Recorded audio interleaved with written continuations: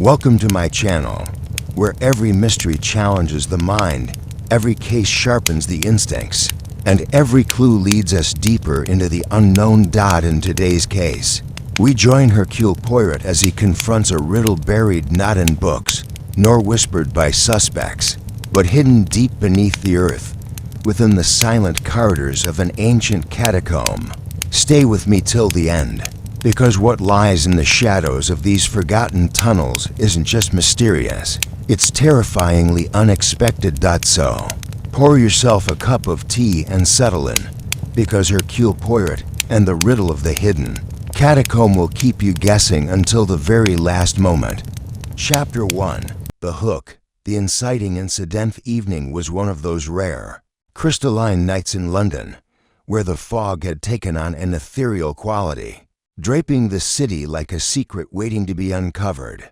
It was on this night that the venerable, yet enigmatic, Lord Archer Sutton invited an exclusive group of distinguished guests to his sprawling estate, a mansion that seemed more like an ancient cathedral, with its towering spires, ivy-clad walls, and hidden passages that whispered of generations past. The occasion was a private gala, with a select few from the city's upper echelons gathering to celebrate Lord Sutton's recent acquisition of an old, obscure manuscript purported to contain the secrets of a forgotten catacomb beneath the estate.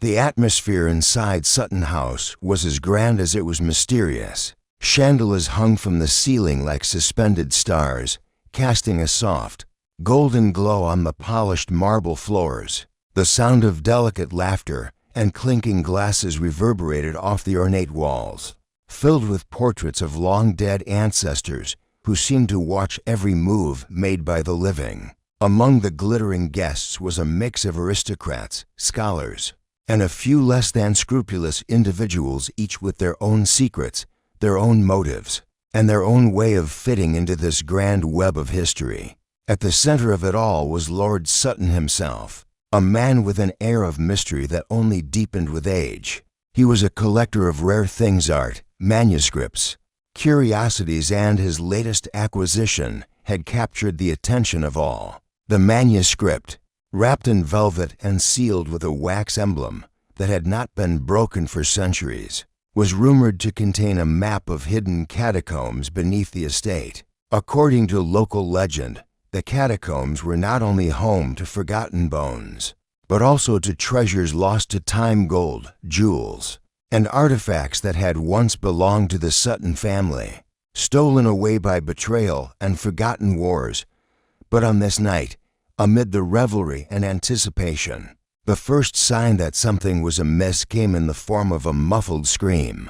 It came from the far corner of the drawing room, where a massive tapestry depicted the founding of the estate, showing an imposing figure of a man standing at the entrance to an underground passage. The guests froze in place, glasses halfway to their lips, eyes darting nervously round the room. A woman, pale and trembling, emerged from the shadows. Her name was Lady Eleanor Forsyth, the daughter of a prominent peer. She had been one of the first to arrive, her eyes filled with an unnatural nervousness that many of the guests had already noticed. Now, she looked even more disheveled, her usually pristine gown disordered and stained with something that appeared to be blood. I was only looking at the manuscript, Lord Sutton, she whispered, her voice barely audible over the soft murmur of the crowd. And then her words were lost in a gasp as she pointed a trembling hand toward the far side of the room. There, beneath the shadow of the great tapestry, lay the lifeless body of Lord Sutton himself, his face frozen in an expression of terror, eyes wide open as if in the middle of a final, dreadful realization. His body was sprawled on the floor, an ornate dagger lodged deep into his chest, the hilt glinting in the dim light like a cursed artifact. Lady Forsyth fainted, and the room erupted into chaos. Screams, shouts, and hurried footsteps filled the air as guests rushed to the scene. But amidst the confusion, one thing became clear: Lord Sutton had been murdered, and the manuscript that had brought everyone together was nowhere to be found.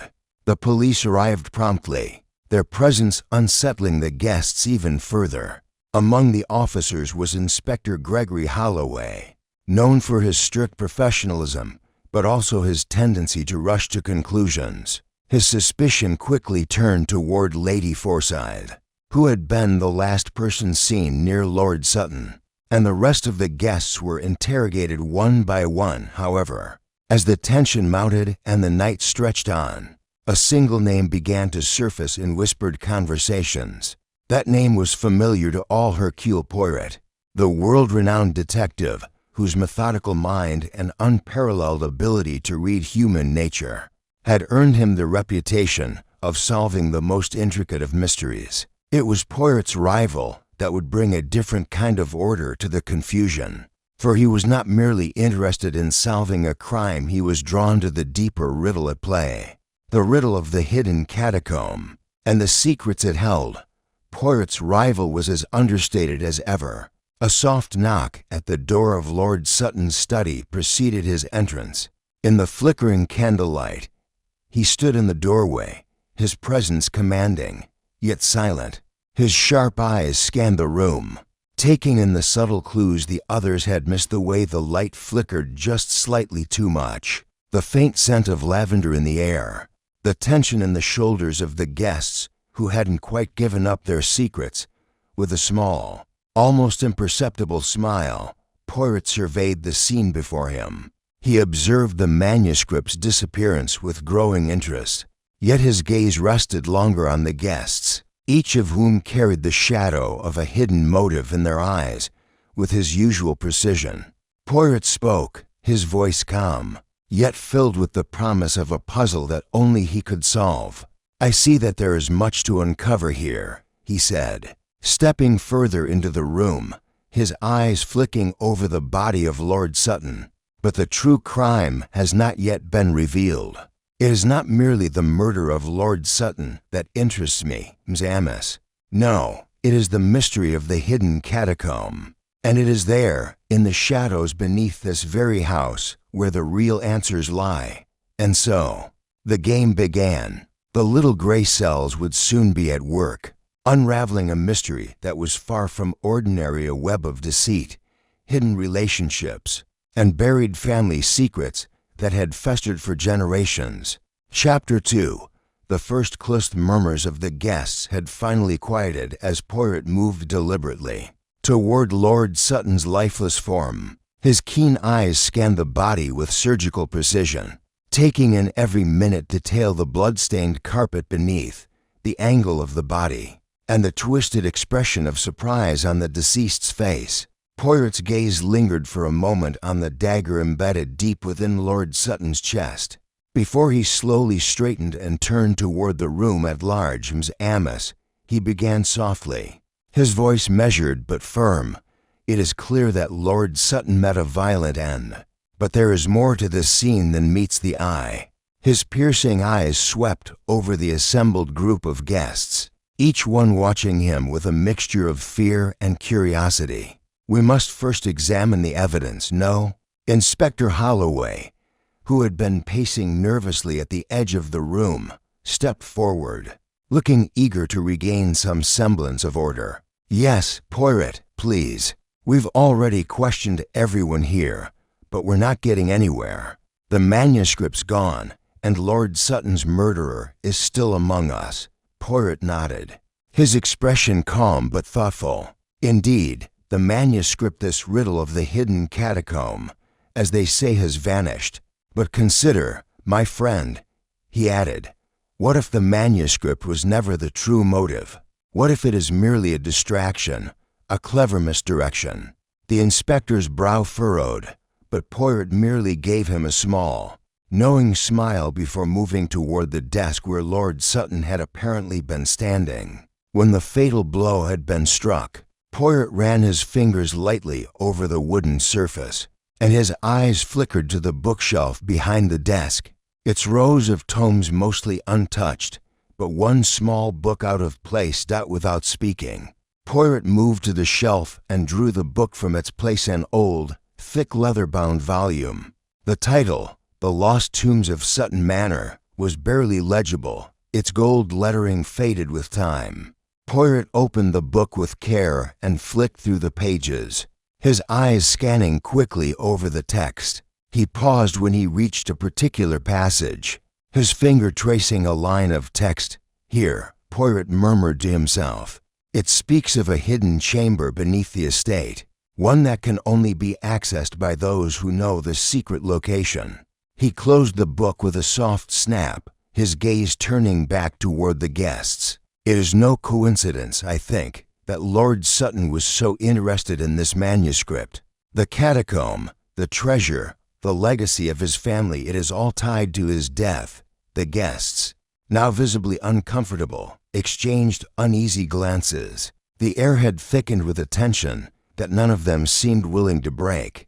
But Poirot's calm presence seemed to draw them into a quiet focus. "Mon Dieu," said Lady Eleanor Forsyth, her voice trembling but cutting through the silence. "Do you mean to say that the catacomb was not just a myth, that it actually exists beneath this house?" Poirot glanced at her, his expression unreadable. "That is what I intend to find out, madam," he replied, before turning his attention to the others in the room. "I have already noticed several things that will help us understand the nature of this crime.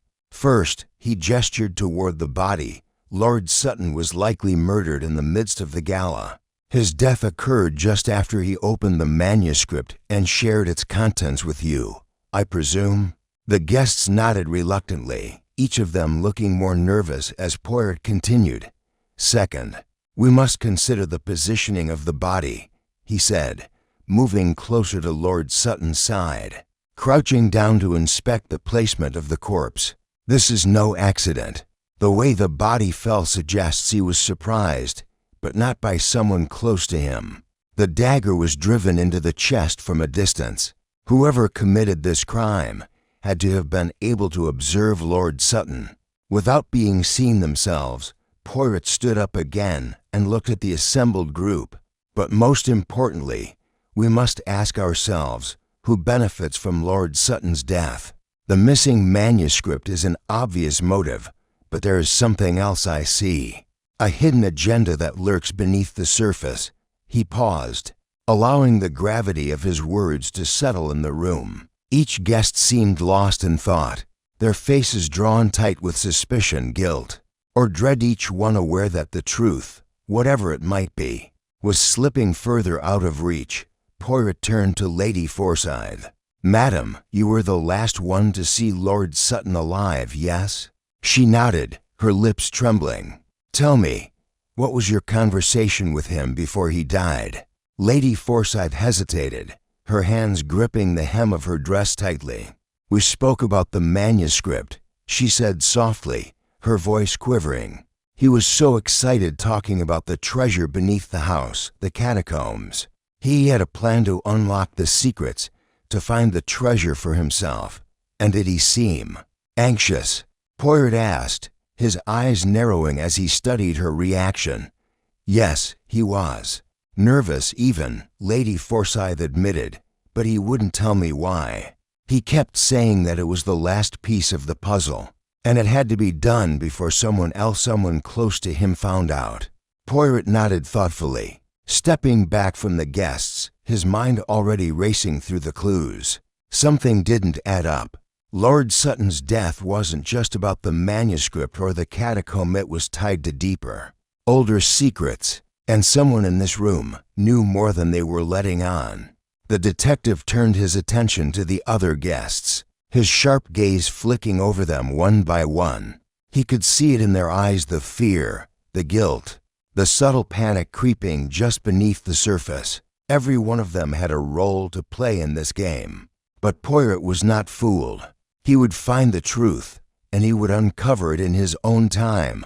For now, he merely smiled, the glint of his little gray cells reflecting in his eyes. "The game, Ms. Amos," he said softly, "has only just begun." Chapter 3. The gathering of suspects there in Sutton House was thick with tension. As Poirot began his methodical examination of the guests, the large drawing room, once a place of elegance and gaiety, now felt suffocating. its walls closing in on the group. Each person present seemed to hold their breath, waiting for the detective to make his next move. They all knew that Poirot's sharp mind had already begun its intricate dance of deduction, sifting through the myriad details they had unwittingly revealed. Poirot turned to Inspector Holloway, who had remained mostly silent during the exchange. "You see, my friend, it is not enough simply to observe the body. It is the people around the body that will reveal the most," Poirot remarked calmly, his fingers steepled under his chin. "We must learn who benefits from this crime, who has the most to gain, and who is hiding what." The inspector nodded, his eyes shifting uneasily between Poirot and the guests. "Of course, Poirot, but you have to admit, Lady Forsyth was the last to see him alive. She's the most likely suspect." Poirot raised an eyebrow, his gaze sharp. "Not so fast, my friend. Everyone here has something to hide. The trick is to uncover it, piece by piece." He gestured toward the guests. "Let us begin with our circle of suspects, each with a secret to protect." Lady Forsyth, still visibly shaken from the earlier events, stood rigidly beside the fireplace, her eyes fixed on the floor. Poirot's gaze flicked to her briefly, but he did not linger. Instead, he turned to the next person in the room, the tall and imposing figure of Sir Reginald Forsyth. Her father, Sir Reginald, was a man of many connections and a great deal of influence in high society. His face, weathered and stern, showed little emotion as he surveyed the scene. His clothes were impeccable, the cut of his suit sharply tailored, and his monocle gleamed in the dim light of the room. A man who had spent decades navigating the treacherous waters of London's elite. Sir Reginald was well practiced in hiding his feelings. "Sir Reginald," Poirot began, his voice polite yet penetrating, "you were a close acquaintance of Lord Sutton, were you not?" Sir Reginald's lips tightened for a moment, but he recovered quickly, his voice steady. "Indeed, Poirot, we shared many years of business dealings, and I had the utmost respect for Sutton's intellect, but I assure you, I had no reason to harm him. Not personally, at least." Poirot studied him carefully, his sharp eyes flicking over the man's posture, the slightest twitch in his jawline. Sir Reginald was hiding something, but Poirot did not yet know what. "And your daughter, Lady Forsyth," Poirot continued, "would she not stand to gain from her late husband's inheritance, should something happen to Lord Sutton?" Sir Reginald's gaze hardened, and he stepped forward, a hint of irritation in his voice. "Lady Forsyth is my only child. She has no need for such insinuations." He shot a brief, dismissive glance at his daughter, who was standing by the hearth, her gaze still downcast. Poirot nodded slowly, not missing the subtle defensiveness in Sir Reginald's tone. Of course, but remember, Sir Reginald, the truth is often hidden in plain sight. We will see what the evidence reveals." Poirot's attention shifted again, this time to a man standing near the window, observing the unfolding events with a calm demeanor. His name was Nathaniel Criswell, an up-and-coming industrial magnate who had been a recent addition to Lord Sutton's social circle. Tall, with broad shoulders and a carefully cultivated air of confidence, Criswell had the look of someone who had worked tirelessly to build his empire, and who would do anything to protect it. Poirot took a moment to observe the man's behavior before speaking. Criswell, I understand that you have recently entered Lord Sutton's inner circle. Would you care to tell me what exactly brought you here tonight?" Criswell's eyes flicked toward Poirot before he answered, his voice measured and controlled. "I was invited to discuss a potential investment with Lord Sutton. He had a certain project in mind, one that I was considering. That's all, Poirot." Poirot tilted his head, unconvinced. "Ah, yes, a project. You see, Criswell, there are always hidden layers to such things. You and Lord Sutton had business dealings, did you not? And yet, it seems curious that you were the only one to arrive late this evening." Criswell's smile never wavered, but there was a slight tightening around his eyes. "I had other matters to attend to earlier in the evening. But I assure you, Poirot, I had no part in Lord Sutton's death. You have my word." Poirot nodded, his eyes narrowing slightly. "Of course, everyone has their alibis, M. Criswell, but the alibis do not always hold up under scrutiny." With a final glance at Criswell, Poirot's attention shifted to the last member of the group, the woman who had remained silently in the background until now. Miss Marigold Whitmore was a striking woman, her beauty undeniable but distant. A renowned artist, Miss Whitmore was known for her eccentricities and sharp intellect. Though she rarely spoke about her personal affairs, she had always been a mysterious figure, and tonight was no exception. Poirot stepped closer to her, observing the cool detachment in her posture. "Miss Whitmore, you are, of course, an esteemed artist," Poirot began, his voice smooth. "But it seems that you, too, were close to Lord Sutton. He spoke highly of your work." Miss Whitmore looked up, her icy blue eyes meeting him with a slight flicker of recognition. "Lord Sutton admired my paintings." "Yes," she replied, her voice cold but steady. "But that does not mean I had any reason to harm him. I was simply here as a guest, nothing more." Poirot studied her for a moment longer, noting the tightness in her jaw and the subtle tremor in her hand, as she held a delicate glass of wine. "A guest, indeed. But like everyone else, Miss Whitmore, you'd have a hidden truth, a motive buried deep." The room had fallen silent as Poirot finished his assessment. His eyes moved slowly over each person in turn. The game was underway. Everyone here had something to gain from Lord Sutton's death, and each one would soon find that Poirot's little gray cells would not rest until the truth was uncovered. Poirot turned back to the others. "So, Mzamas, we are left with but one question. Who among you will break first?" His lips curled into the faintest of smiles. "And who will conceal their guilt to the very end?" Chapter 4. Poirot Arrives. The following morning dawned gray and heavy with rain, casting a pall over the sprawling grounds of Sutton House.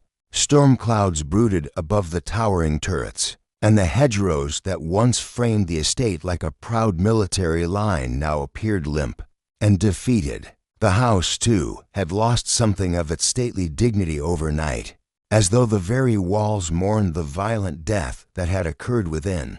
Inside, the drawing room remained sealed off. Lord Sutton's body had been removed under Inspector Holloway's direction, though the outline where he had fallen still stained the carpet like a dark omen. The guests, now compelled to remain on the estate until the investigation concluded, drifted through the corridors in anxious silence.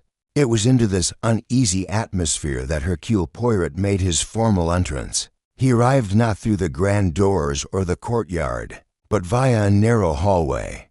Having chosen to examine the structure of the house before meeting its inhabitants, Poirot was a small, compact man with an immaculately groomed mustache and eyes that missed nothing. His gray suit was flawless, his shoes polished to a mirror-like shine. Every step he took was measured, precise, as though his very gait mirrored the order he brought to chaos.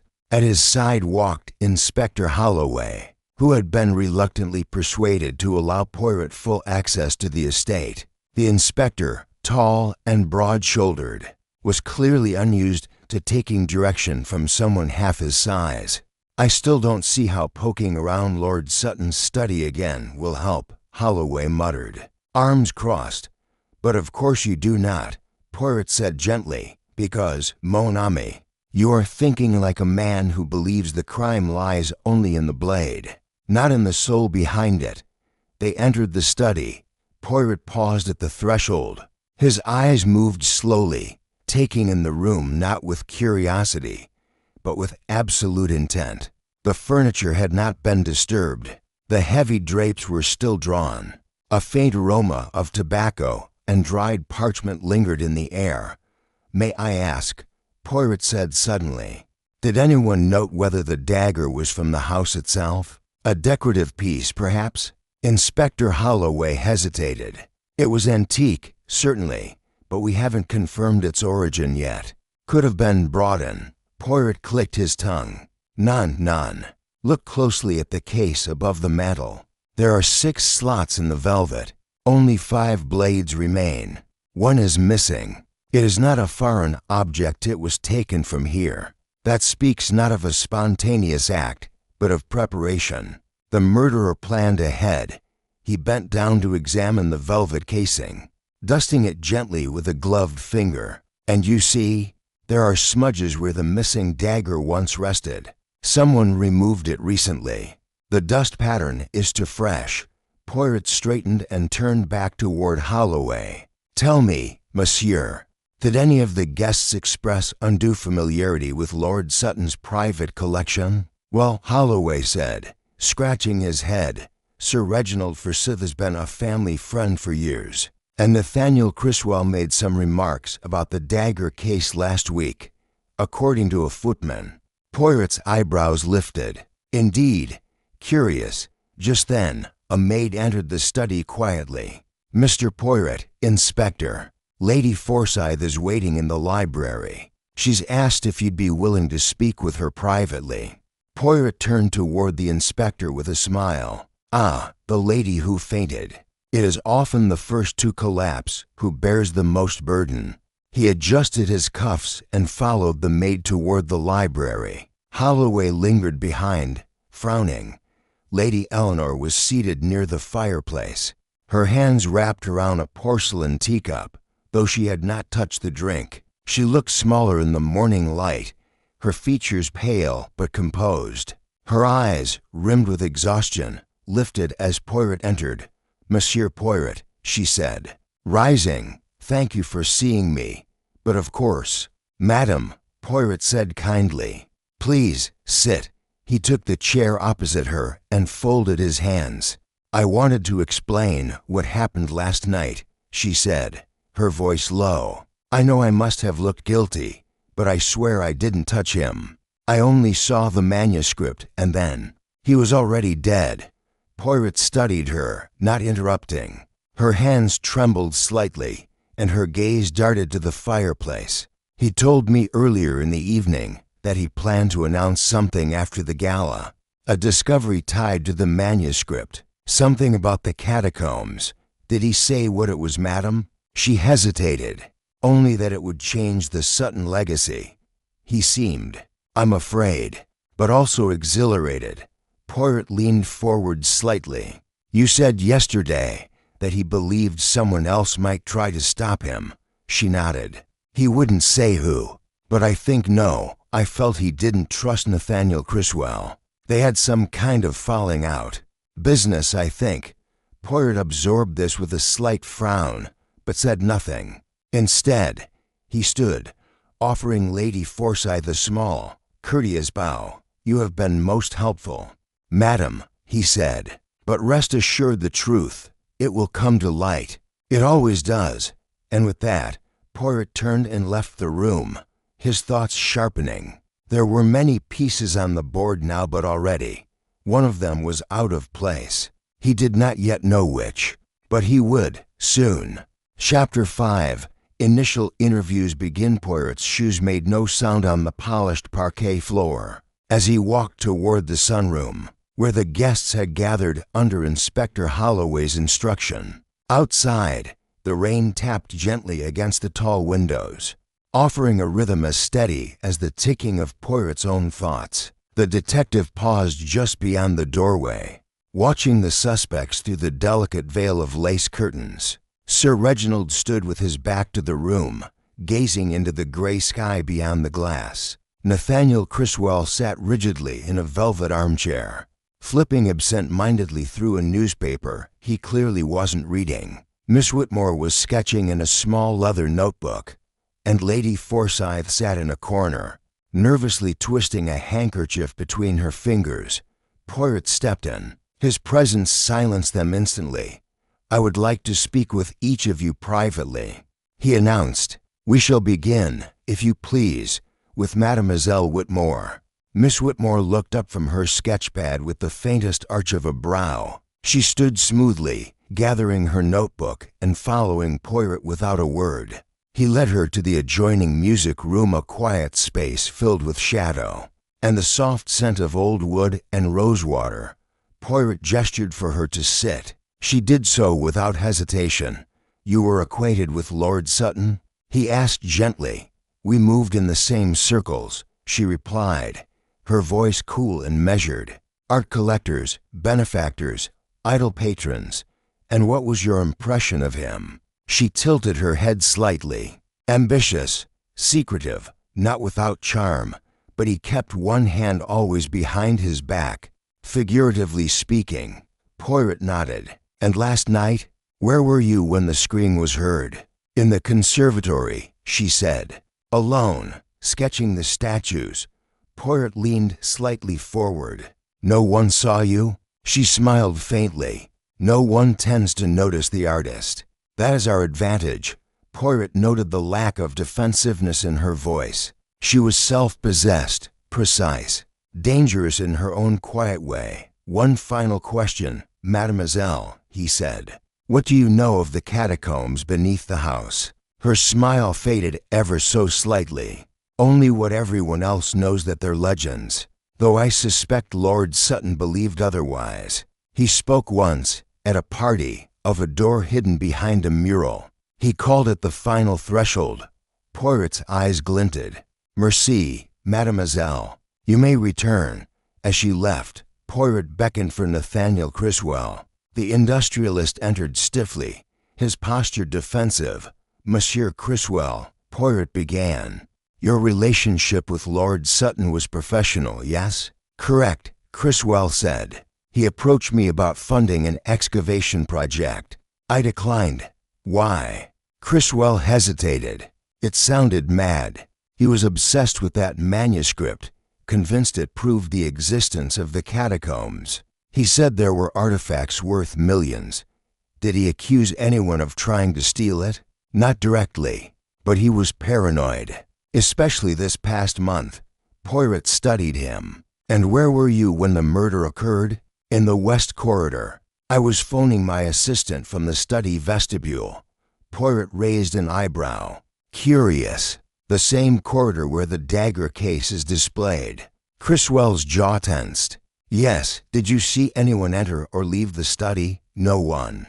I would have mentioned it if I had." "Bien, sir. That is all for now." Criswell departed with visible stiffness, brushing past Sir Reginald in the hallway. The older man entered, his face already set in annoyance. "I find this entire process insulting," Sir Reginald said before he had even taken his seat. "You should be questioning the staff, not me." "Mais non, monsieur," Poirot replied calmly. "I question everyone," Sir Reginald huffed. "Sutton was reckless. His obsession with family history, it made him careless. But I didn't kill the man. You were aware of the manuscript?" "Yes, he showed it to me days ago. I told him to burn the thing. Superstition leads to madness. Did you know its contents?" "Enough to know he was planning to explore beneath the house." "Nonsense," I said. But he wouldn't listen. Poirot's tone shifted slightly. "And your daughter? Did she share his interest?" "Eleanor was fascinated by Sutton's stories. But she's not capable of that kind of violence. People often surprise us, monsieur." Sir Reginald's expression tightened. "Then perhaps you will surprise me, Poirot, by ending this circus." Poirot said nothing. He merely gestured to the door. Sir Reginald left in a flurry of indignation. Finally, Poirot called for Lady Forsyth. She entered slowly, face drawn. "You wish to help the investigation," Poirot began gently. "Yes, I remember something strange. After Sutton collapsed, I thought I saw a shape behind the tapestry." Just for a second, Poirot's attention sharpened. "What kind of shape?" "Tall, slender, like someone had been watching us through it. But when I looked again, nothing." "Merci, madam," he said softly as she left. Poirot sat alone in the quiet music room. For interviews, for different kinds of truths. Each suspect had a reason to lie, but one of them, Poirot knew, had told a truth too convenient. That, he thought, was always where the real lie lived, hidden in plain sight. Chapter 6. First false let. That afternoon, a heavy stillness settled over Sutton House.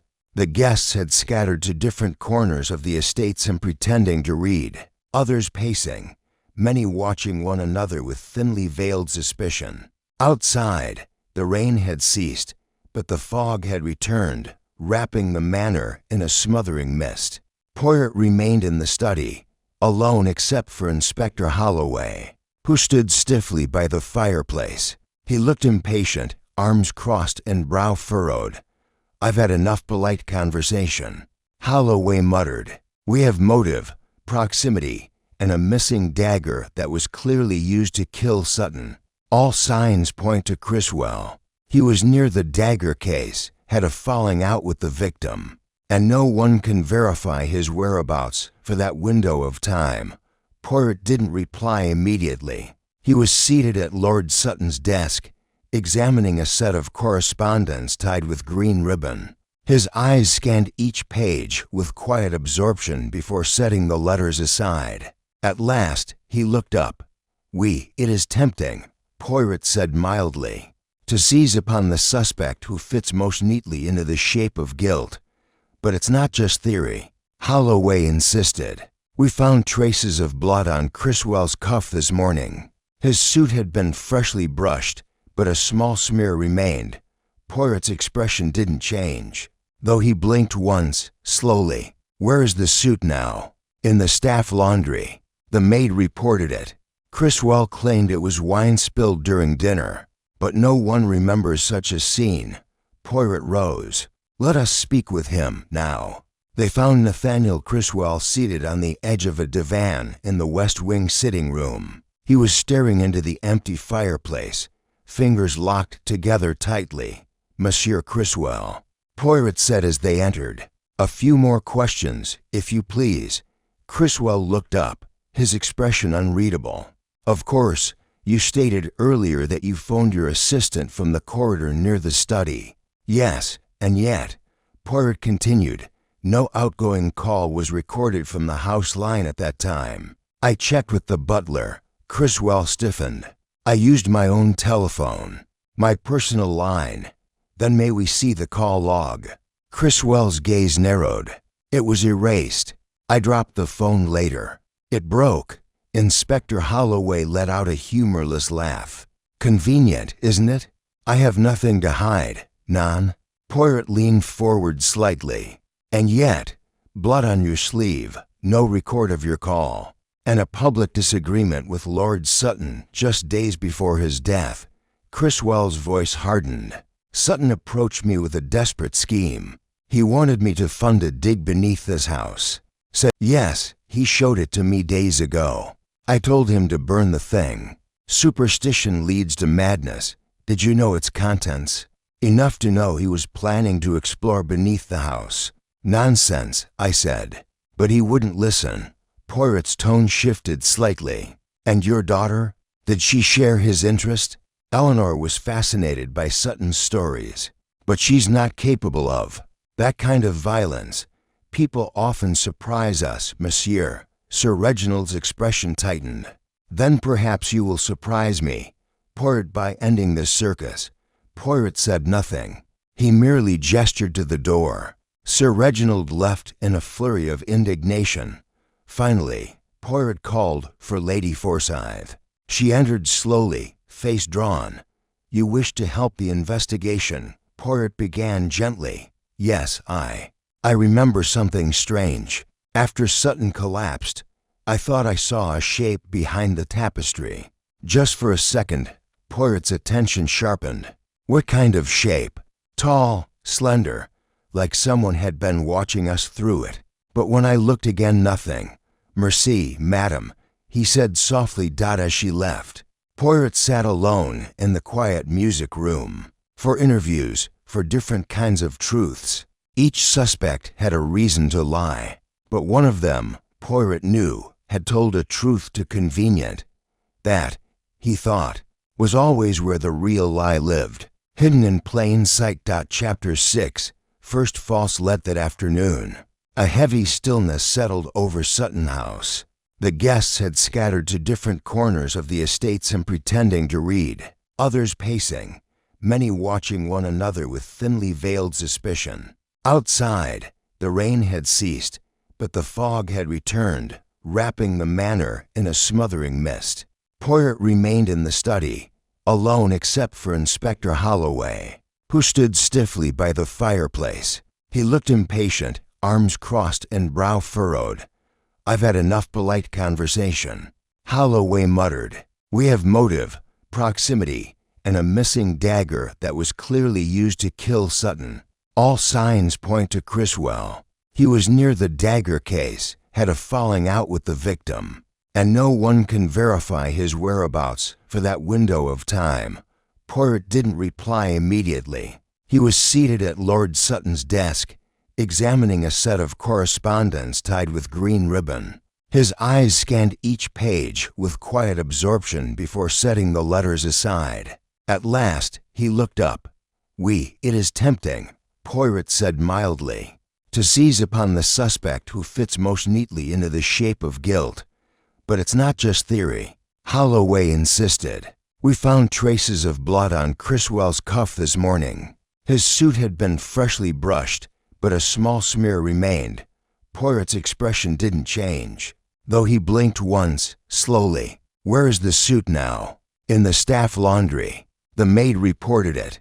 Criswell claimed it was wine spilled during dinner, but no one remembers such a scene." Poirot rose. "Let us speak with him now." They found Nathaniel Criswell seated on the edge of a divan in the West Wing sitting room. He was staring into the empty fireplace, fingers locked together tightly. "Monsieur Criswell," Poirot said as they entered. "A few more questions, if you please." Criswell looked up, his expression unreadable. "Of course, you stated earlier that you phoned your assistant from the corridor near the study." "Yes, and yet," Poirot continued, "no outgoing call was recorded from the house line at that time. I checked with the butler." Criswell stiffened. "I used my own telephone, my personal line. Then may we see the call log?" Criswell's gaze narrowed. "It was erased. I dropped the phone later. It broke." Inspector Holloway let out a humorless laugh. "Convenient, isn't it? I have nothing to hide, none." Poirot leaned forward slightly. "And yet, blood on your sleeve, no record of your call, and a public disagreement with Lord Sutton just days before his death." Criswell's voice hardened. "Sutton approached me with a desperate scheme. He wanted me to fund a dig beneath this house. Said he found coordinates in the manuscript. I declined. He accused me of betrayal." Poirot tilted his head. "So you were angry?" "No, I was alarmed. He spoke like a man unwell. He said something terrible was buried below, that it needed to remain hidden unless he could control it." Poirot's eyes narrowed slightly, but he said nothing. Holloway stepped forward. "You'll need to remain in your room for the time being, Mr. Criswell, until we verify everything you've said." Criswell stood. "You're making a mistake." Poirot gave a small nod. "Perhaps, but even mistakes reveal the truth." As Criswell was escorted away, Poirot lingered in the sitting room, his brow furrowed in thought. There was a logic to Criswell's guilt it lined up too easily. To Tiddly, later that evening, a maid arrived at Poirot's request, carrying a folded cloth. "This is the sleeve from the suit, monsieur," she said. "I cut it away myself before washing." Poirot accepted the bundle and examined it under the lamplight. A small reddish stain lingered near the cuff. He sniffed it delicately. Then, with a soft sound of satisfaction, he rose and returned to the study. There, from the desk, he retrieved the same set of correspondence he had reviewed. Of course, this could be a dramatic flourish, or it could be what it appears, a warning. "Is this a game to you?" Sir Reginald barked. "We've been trapped here for days, harassed like suspects." "But you are suspects, monsieur," Poirot said softly. until the truth absolves you." He turned to Miss Whitmore, who had gone still. "You believe in the power of symbols, no? Hidden spaces, coded paintings. Was Sutton's obsession not a mirror of your own?" Her lip curled slightly. "I observe. I don't act."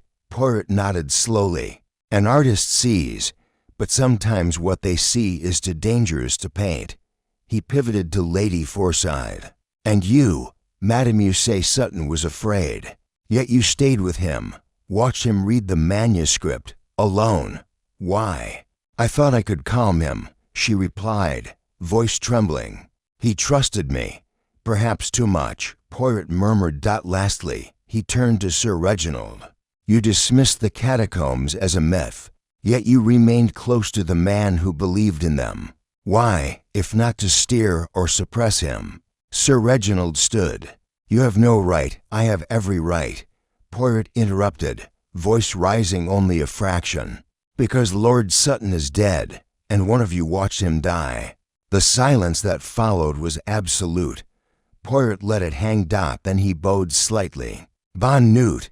He exited without another word. Behind him, tensions simmered. Glances were exchanged. A wine glass shattered as Lady Forsyth dropped it by accident or not by accident at all. The game had shifted. One of them was cracking, and Poirot had begun to hear it. Chapter 8. A secondary mystery. Fire in the library had long since burned to embers, yet no one had returned to relight it. The manor was wrapped in silence, broken only by the wind moaning faintly against the windows like some restless ghost. Most of the guests had retreated to their rooms after Poirot's piercing confrontation, though no one slept soundly. Poirot remained awake, seated in a small upstairs study with a view of the east gardens.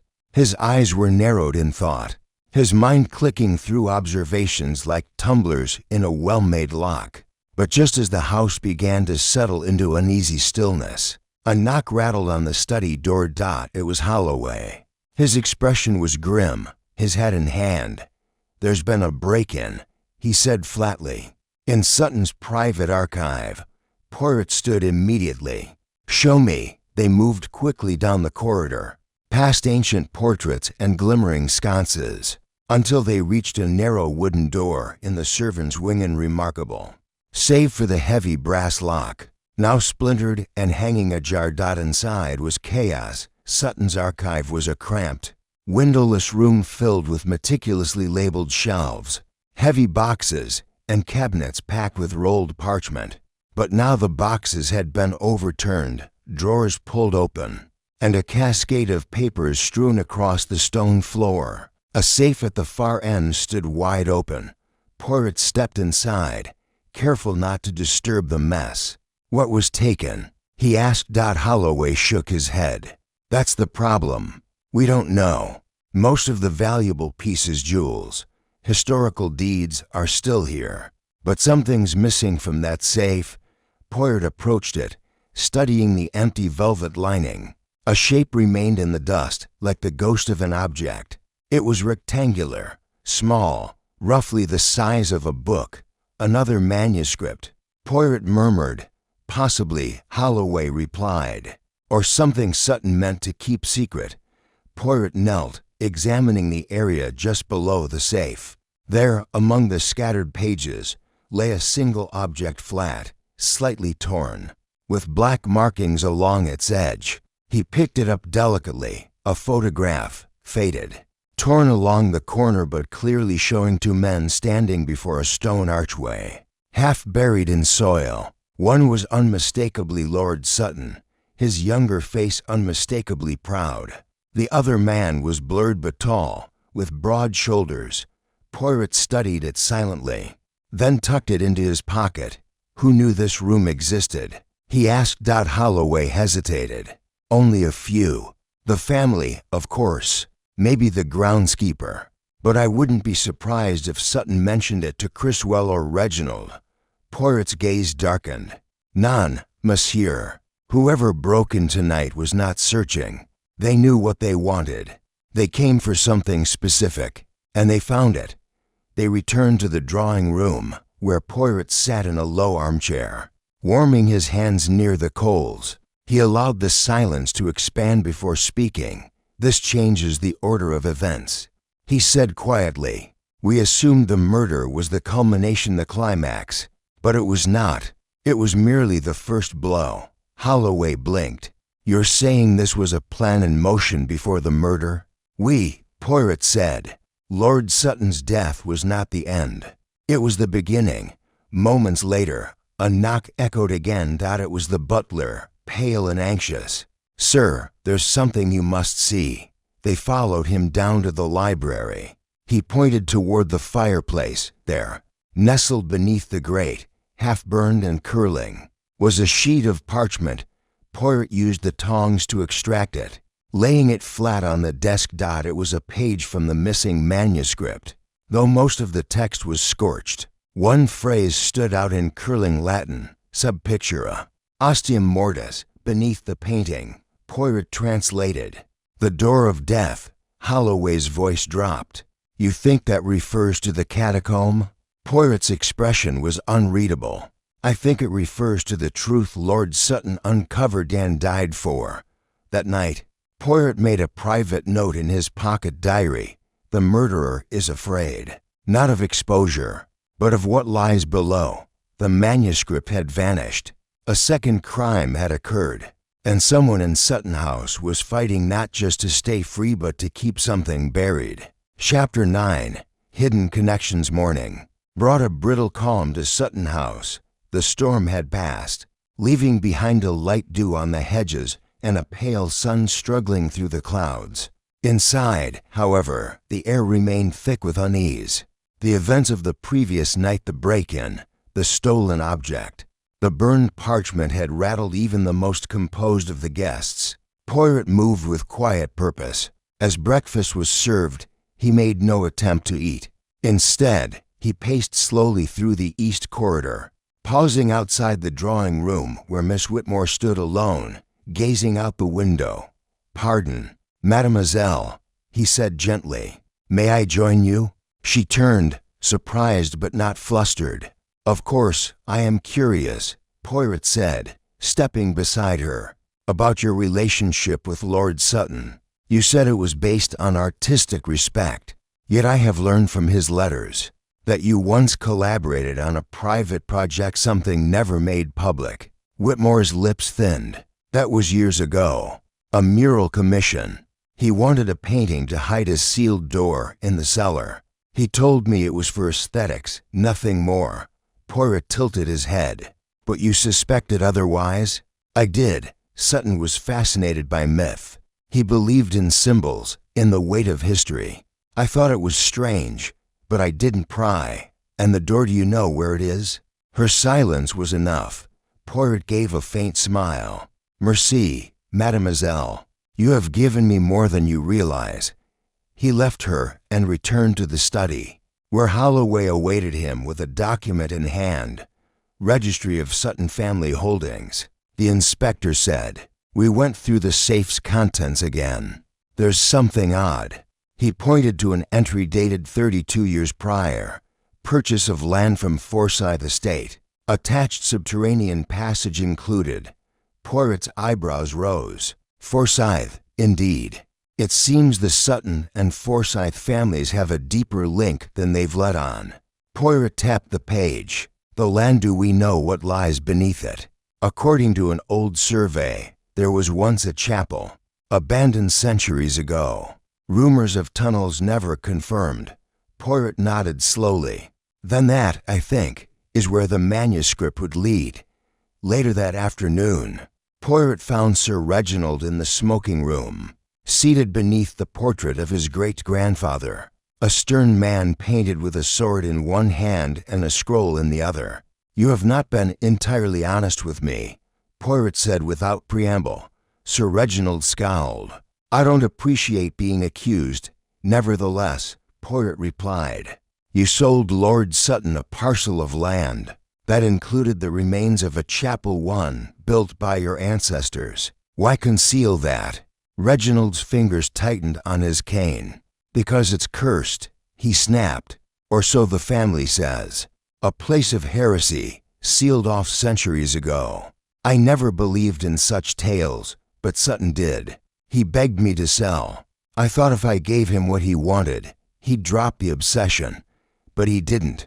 Poirot said quietly, no, he only grew worse. He believed the chapel led to something older, something forbidden. Poirot's voice lowered. And what about your daughter? Did she know? Reginald's face hardened. Eleanor was infatuated with him. She believed every word he said. I tried to pull her away, but she followed him like a moth to flame. Poirot gave a faint nod and turned to leave. But just before he reached the door, Reginald spoke again. There's one more thing, he said bitterly. When Sutton was young, he disappeared for a full day. Said he'd found a door that breathed. I thought it was nonsense, but he was never the same after that. Poirot stopped. And where, monsieur? He asked softly. Did he say this door was? Reginald looked up. In the crypt beneath the chapel ruins. Poirot left the room without another word. He now saw the path the investigation had tried to obscure. This was not a crime born of impulse. It was the culmination of decades of obsession, silence, and inheritance. In the drawing room, Lady Forsyth sat reading a book, her face serene. But Poirot saw now what he had missed before. Her calm was not innocent. It was resolved. Someone in Sutton House had been killed to protect more than reputation. They had killed to protect a secret buried with time. And now, piece by piece, it was beginning to rise. Chapter 10. Poirot's secret clue. That evening, as the last slant of pale sunlight stretched over Sutton House, Poirot slipped quietly into Lord Sutton's study. The household had grown quiet once again. Tension still hovered, but the storm of immediate suspicion had passed. The guests believed the worst had already come and gone. But Poirot knew better. The truth, he was certain, had not yet spoken its final word. The atmosphere had settled into a strange lull, a false calm that always precedes the final, inevitable revelation. He had seen it before, in many cases, and he knew it well. Poirot closed the study door behind him with a soft click, the sound barely audible in the otherwise still house. The room, dimmed by the encroaching twilight, smelled of aged paper and leather-bound books. He walked toward the great tapestry near the bookcase, the one depicting the Sutton patriarch, standing before a stylized archway. The image was grand, depicting the family's long history in a single sweeping stroke of grandeur. Poirot had studied it briefly before, but tonight his attention was sharper, more focused. The details had haunted him ever since Lady Forsyth had mentioned seeing a shape behind it. The night of the murder, she had spoken of a shadow, a fleeting figure in the dark. Something about the way she said it had stuck with him, and he found himself drawn back to it, compelled to revisit the scene where Sutton had been found dead. He ran his fingers gently along the fabric. The embroidery was delicate, old, but recently disturbed. Near the base, along the folds, Poirot found a crease, one not formed by time or weight, but something else, a disturbance. With care, he lifted the tapestry's edge, revealing a hidden part of the wall behind it. At first glance, there was nothing, just a solid wall of stone worn with age. But Poirot's eyes did not miss the faint irregularities in the texture of the wall, the subtle difference in the way the stones sat against each other. Something was off. Poirot stepped back and considered. Then he moved to the nearby desk and retrieved a brass letter opener. With its flat edge, he tapped gently across the wall behind the tapestry, listening intently for any change in sound. Thud, thud, hollow. Poirot's brows lifted. His years of experience as a detective had taught him the importance of small, seemingly insignificant details. This was one of them. He pressed the area with both hands, applying more pressure. There was a faint click, and the wall shifted. With a soft sigh, a narrow panel eased inward, revealing a hidden compartment. The sight was almost anticlimactic, something so secret, Concealed behind such an innocuous piece of fabric, inside was a wooden box, no bigger than a show box, lined with aged velvet. The smell of old paper and candle wax rose up from it, a scent that could only come from something left untouched for years. Poirot carefully removed the lid, as if he were handling something fragile, something that held more weight than its physical form would suggest. Within the box was a map, and not just any map. It was hand-drawn, etched in faded ink, with elaborate curves and markings in Latin.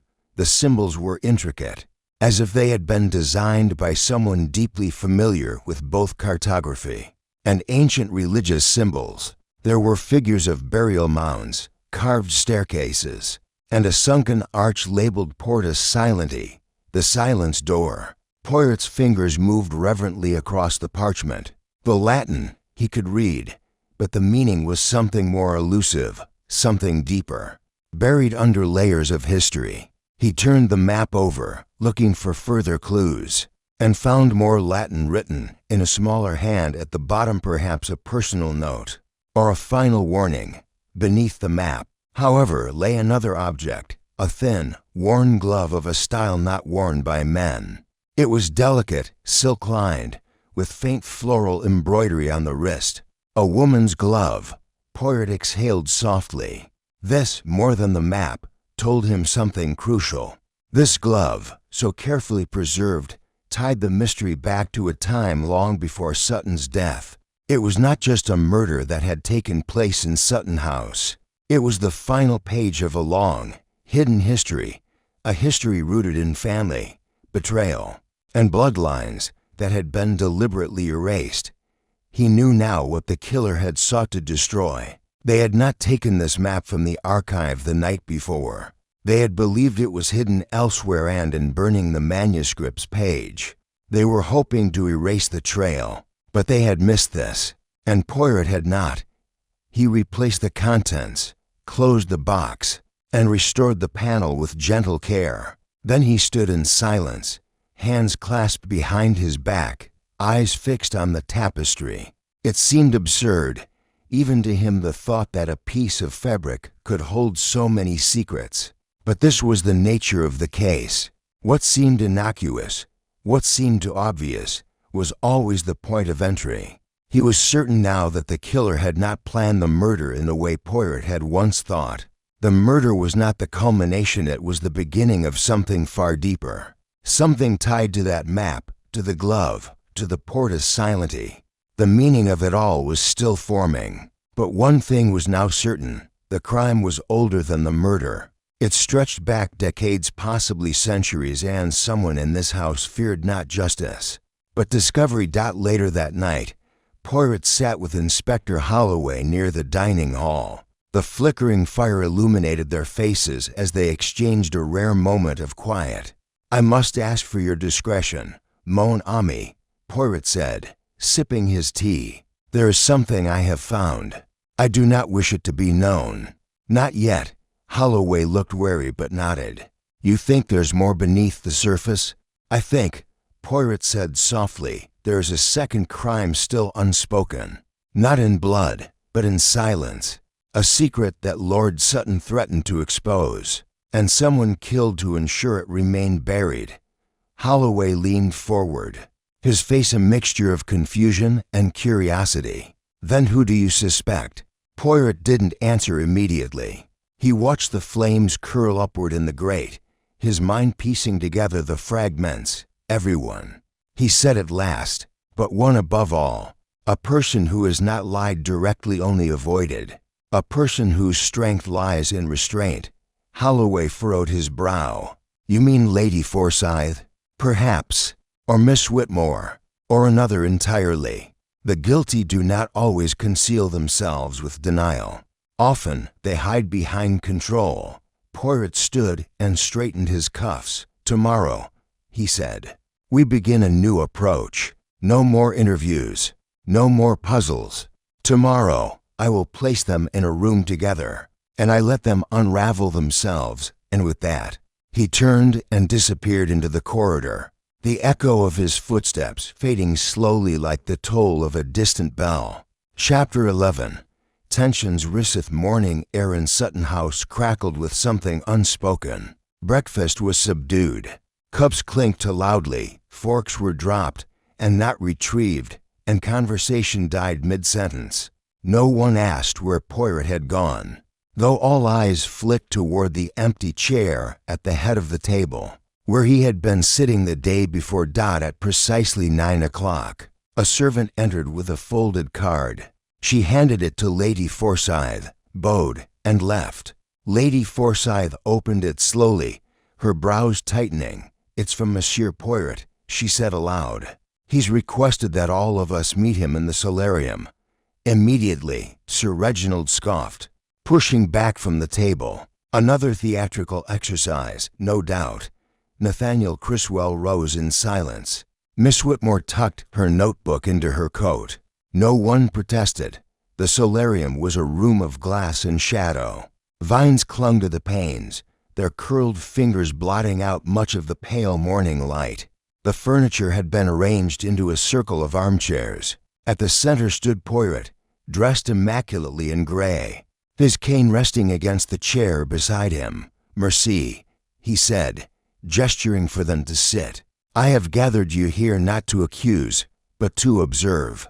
There has been a murder, and a theft, and perhaps even more. But I believe now that truth will emerge not from confession, but from confrontation."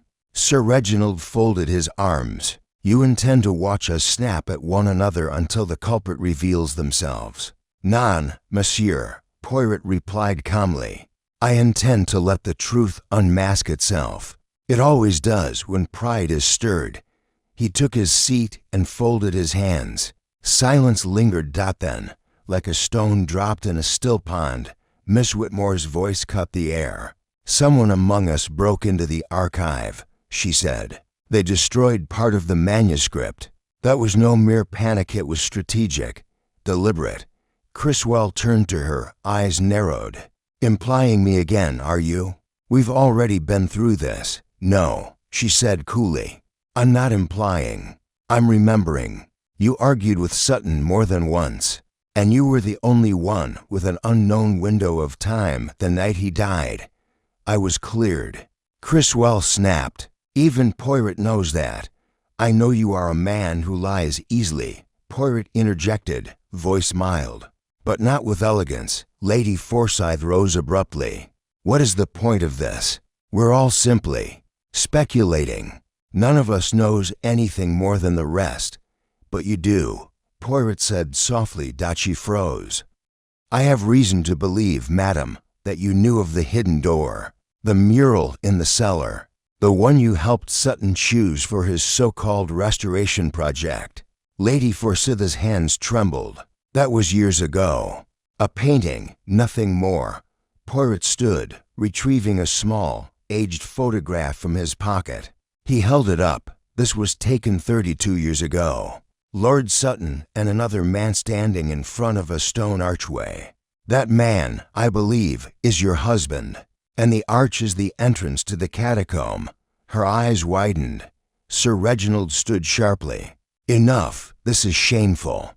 Digging through old myths, terrifying my daughter." "No, monsieur," Poirot said coldly. "What is shameful is the secret that killed Lord Sutton. What lies beneath this house is no myth, and your family has known you for generations." Tension cracked the air like a whip.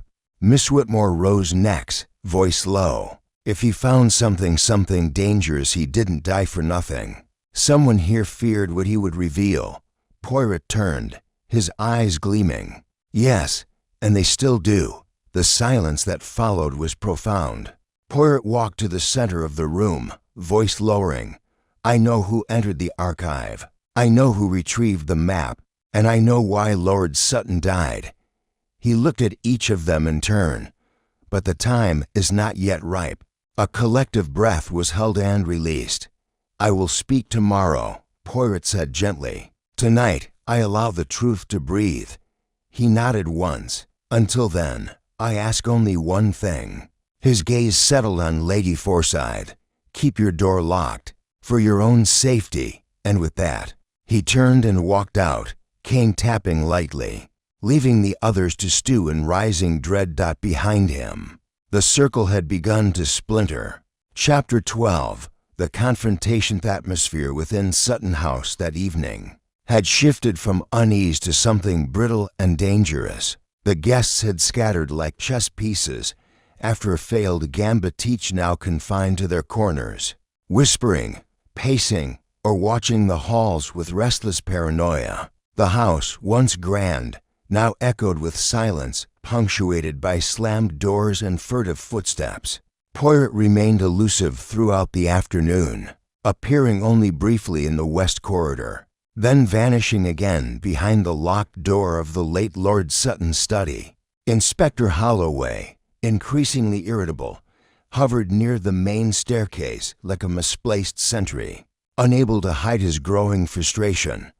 "Why does he wait?" Holloway muttered, pacing outside Poirot's door. "If he knows who it is, why not act?" From within, Poirot replied without opening it. "Because, mon ami, when you strike too soon, you wound the surface.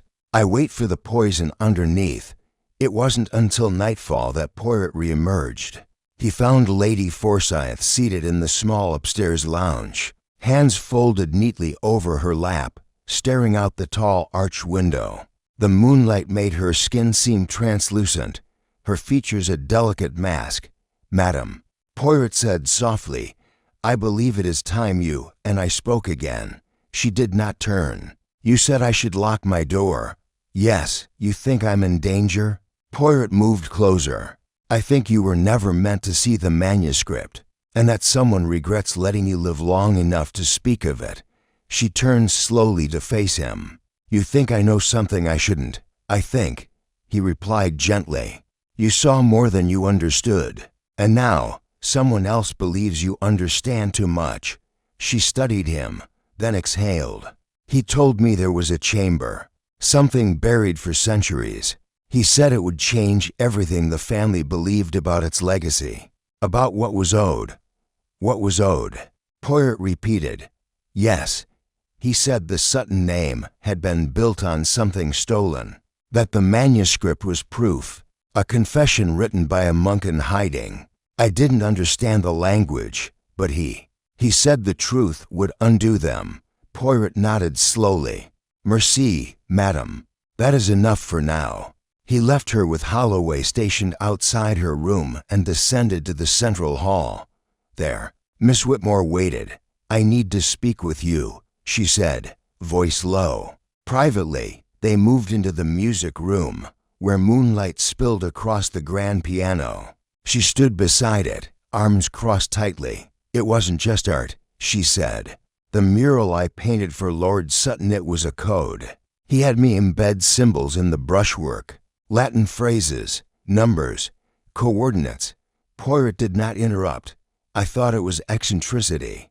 But after he died, I remembered one phrase, sanguine debitor. A debt is owed in blood. I thought it was poetry. Now I wonder if it was a prophecy. You believe Lord Sutton knew he would be killed?" "I believe he knew someone might try." Poirot stepped closer. "And do you know who?" She hesitated. "I have a suspicion." Poirot raised an eyebrow. "Say it," but she shook her head. "Not yet. I need to be sure." Poirot inclined his head. "Then be sure, but not too slowly." He left her in silence and made his way toward the library, where Criswell and Sir Reginald sat across from one another, each holding a drink but neither speaking. "Messieurs," Poirot greeted. "You sit as two men awaiting a storm they cannot name." Sir Reginald frowned. "You think I'm afraid, Poirot?" "I think," Poirot said, "you are a man too old to chase shadows, but too proud to admit you helped create one."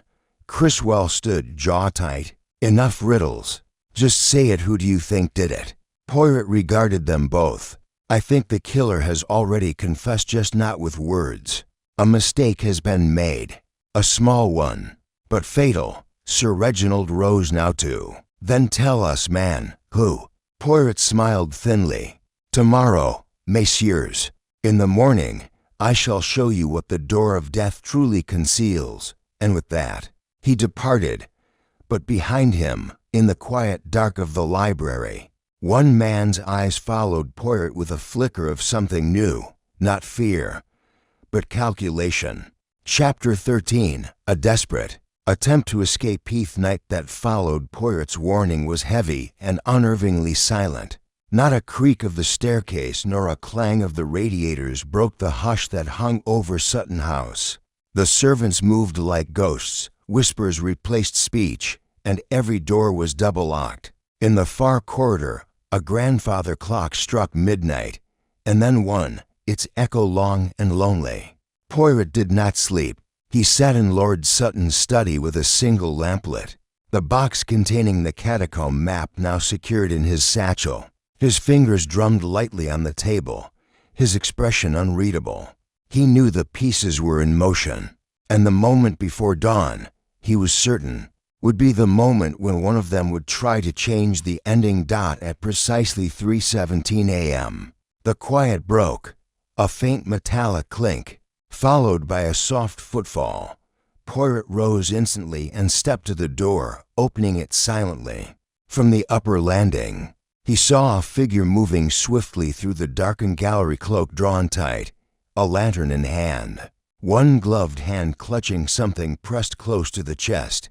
He moved like someone who knew exactly where to go. Poirot followed, down the servants' stairwell, through the abandoned corridor near the kitchens, toward the east wing toward the wine cellar. The figure paused at the door and pulled out a key. Poirot, concealed in the shadows, waited as the door creaked open and the figure slipped inside. Poirot waited 5 seconds, no more. Then he signaled Inspector Holloway, who had been posted by the kitchen passage, emerged swiftly. Together they descended the stone steps into the cellar, the air growing damp and colder with each step. The lantern's glow danced ahead. Poirot turned the corner and raised his voice, sharp and commanding. "Stop where you are, monsieur or madame." The figure froze.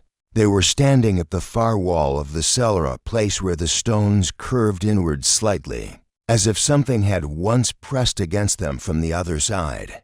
In the figure's hand was a small chisel. A panel of mortar had already been disturbed. The person turned slowly. Miss Marigold Whitmore. Her face was pale, not with guilt, but with grim determination. The lantern lit one side of her face in amber. Her hands trembled, but she didn't drop the chisel. "I thought you might follow me," she said, her voice cool. Poirot stepped forward, Holloway at his side. "What were you hoping to find?" Poirot asked gently. "Or destroy?" Whitmore's jaw tightened. "The final door, the one beneath the mural. And yet you told us you painted it without understanding what it concealed." "I lied." Poirot nodded. "Why now, mademoiselle?" She glanced at the loose stone. "Because someone else knows. Sutton told me I was the only one." "But that was never true, was it?" "No," Poirot said calmly. "It was not." She lowered the chisel. "I didn't kill him," she said quietly. "I swear it. But I helped him hide the map years ago. I helped him encode the mural. I thought it was a game. But when he began to speak of secrets of debts and blood, I realized I'd helped bury something that was never meant to resurface. And last night," Holloway pressed, "I saw Sir Reginald leaving the West Wing. He had dust on his hands, and a key I'd never seen before." Poirot's eyes narrowed. "Why didn't you say this earlier?" "Because I wasn't sure. Because I still don't know what's behind this wall, and some part of me doesn't want to know." Poirot looked past her, at the exposed section of stone. "It will be revealed soon enough, but not tonight." He gestured gently. Holloway stepped forward and took the chisel. Miss Whitmore didn't resist. Poirot led her back to the hall, saying nothing as they ascended. Just before they reached the main floor, she asked, "You already know who it is, don't you?" Poirot stopped. "Yes," he said, "but I needed you to try and flee, so they would know their time is up." And with that, he opened the door and led her into the waiting morning light. Chapter 14. The final piece falls into Placide. Sun rose low and gold over Sutton House, painting the eastern windows with long streaks of amber light. But within the manor, the mood was dimmer than ever. The guests, now well past pretenses, had abandoned polite restraint. Doors slammed, accusations passed in sharp whispers, and silence between them spoke even louder. Poirot, however, moved with a sense of calm finality.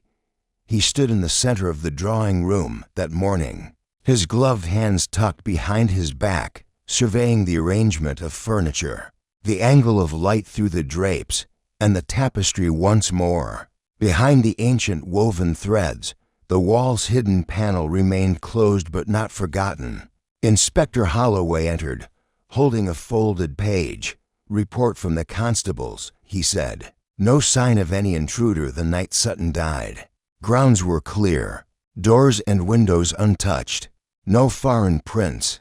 Poirot took the report but didn't look at it. "Because the killer never came from outside," he said. "They were already inside. And not just the house, inside Sutton's world, his history." He turned to face Holloway. "There's something I must show you." They walked together to Poirot's room. From beneath a stack of documents, Poirot drew out the box, the one concealed behind the tapestry, 2 nights before. He opened it carefully and removed the map. Holloway leaned in, brow furrowing. "The Catacomb entrance?" "Yes," Poirot replied. "And more than that." He pulled the second item from the box, the embroidered silk glove. Holloway looked at it, confused. "It belonged to a woman," Poirot said softly. "Not recent. Decades old, but still carefully preserved, and scented faintly lavender. The same scent Lady Forsyth wore on the night of the murder." Holloway straightened. "You think it was hers?" "No, I think it was her mother's." Poirot unfolded a second sheet, another photograph retrieved from the lower drawer of Sutton's archive. It showed a young Eleanor, barely more than a child, standing beside Lord Sutton at the very edge of what looked like a stone vault entrance. Between them stood a woman, face obscured by blur but wearing the same style glove. Poirot tapped the image. Lord Sutton knew something about Eleanor's past, something about her family's legacy. "I believe the manuscript revealed a truth about the Sutton and Forsyth line, something that connected them in a scandalous, possibly criminal way." Holloway's eyes narrowed. "Inheritance or bloodline?" Poirot replied. "A bastard branch buried for convenience. A chamber beneath the estate that held not treasure, but a record. A confession. Perhaps even a body." There was a knock at the door. It was the butler. "Pardon, monsieur. Miss Whitmore requests your presence in the library. She says it's urgent." Poirot exchanged a glance with Holloway. "Go," he said. "Watch her carefully. She will not run again, but she may reveal what she's kept hidden." As Holloway left, Poirot returned to the map and studied the lower quadrant. His eyes locked on a series of notations, looping numbers that were not Latin but mirrored a cipher he had seen in the burned manuscript. Fragment. Suddenly, it clicked. He grabbed the letter opener and a blank page. Scribbling swiftly, the cipher translated not into a phrase, but coordinates, and those coordinates pointed not to the cellar, but to the chapel ruins, specifically to the eastern tomb. Long collapsed and forgotten. The chapel. Of course, it had never been about the house itself. It was the foundation, the land Sutton bought from the Forsyths, land that once housed heretical monks, or so the story went. And if the Forsyths buried more than stone there, it would explain everything. He folded the paper carefully. One piece remained. Sir Reginald.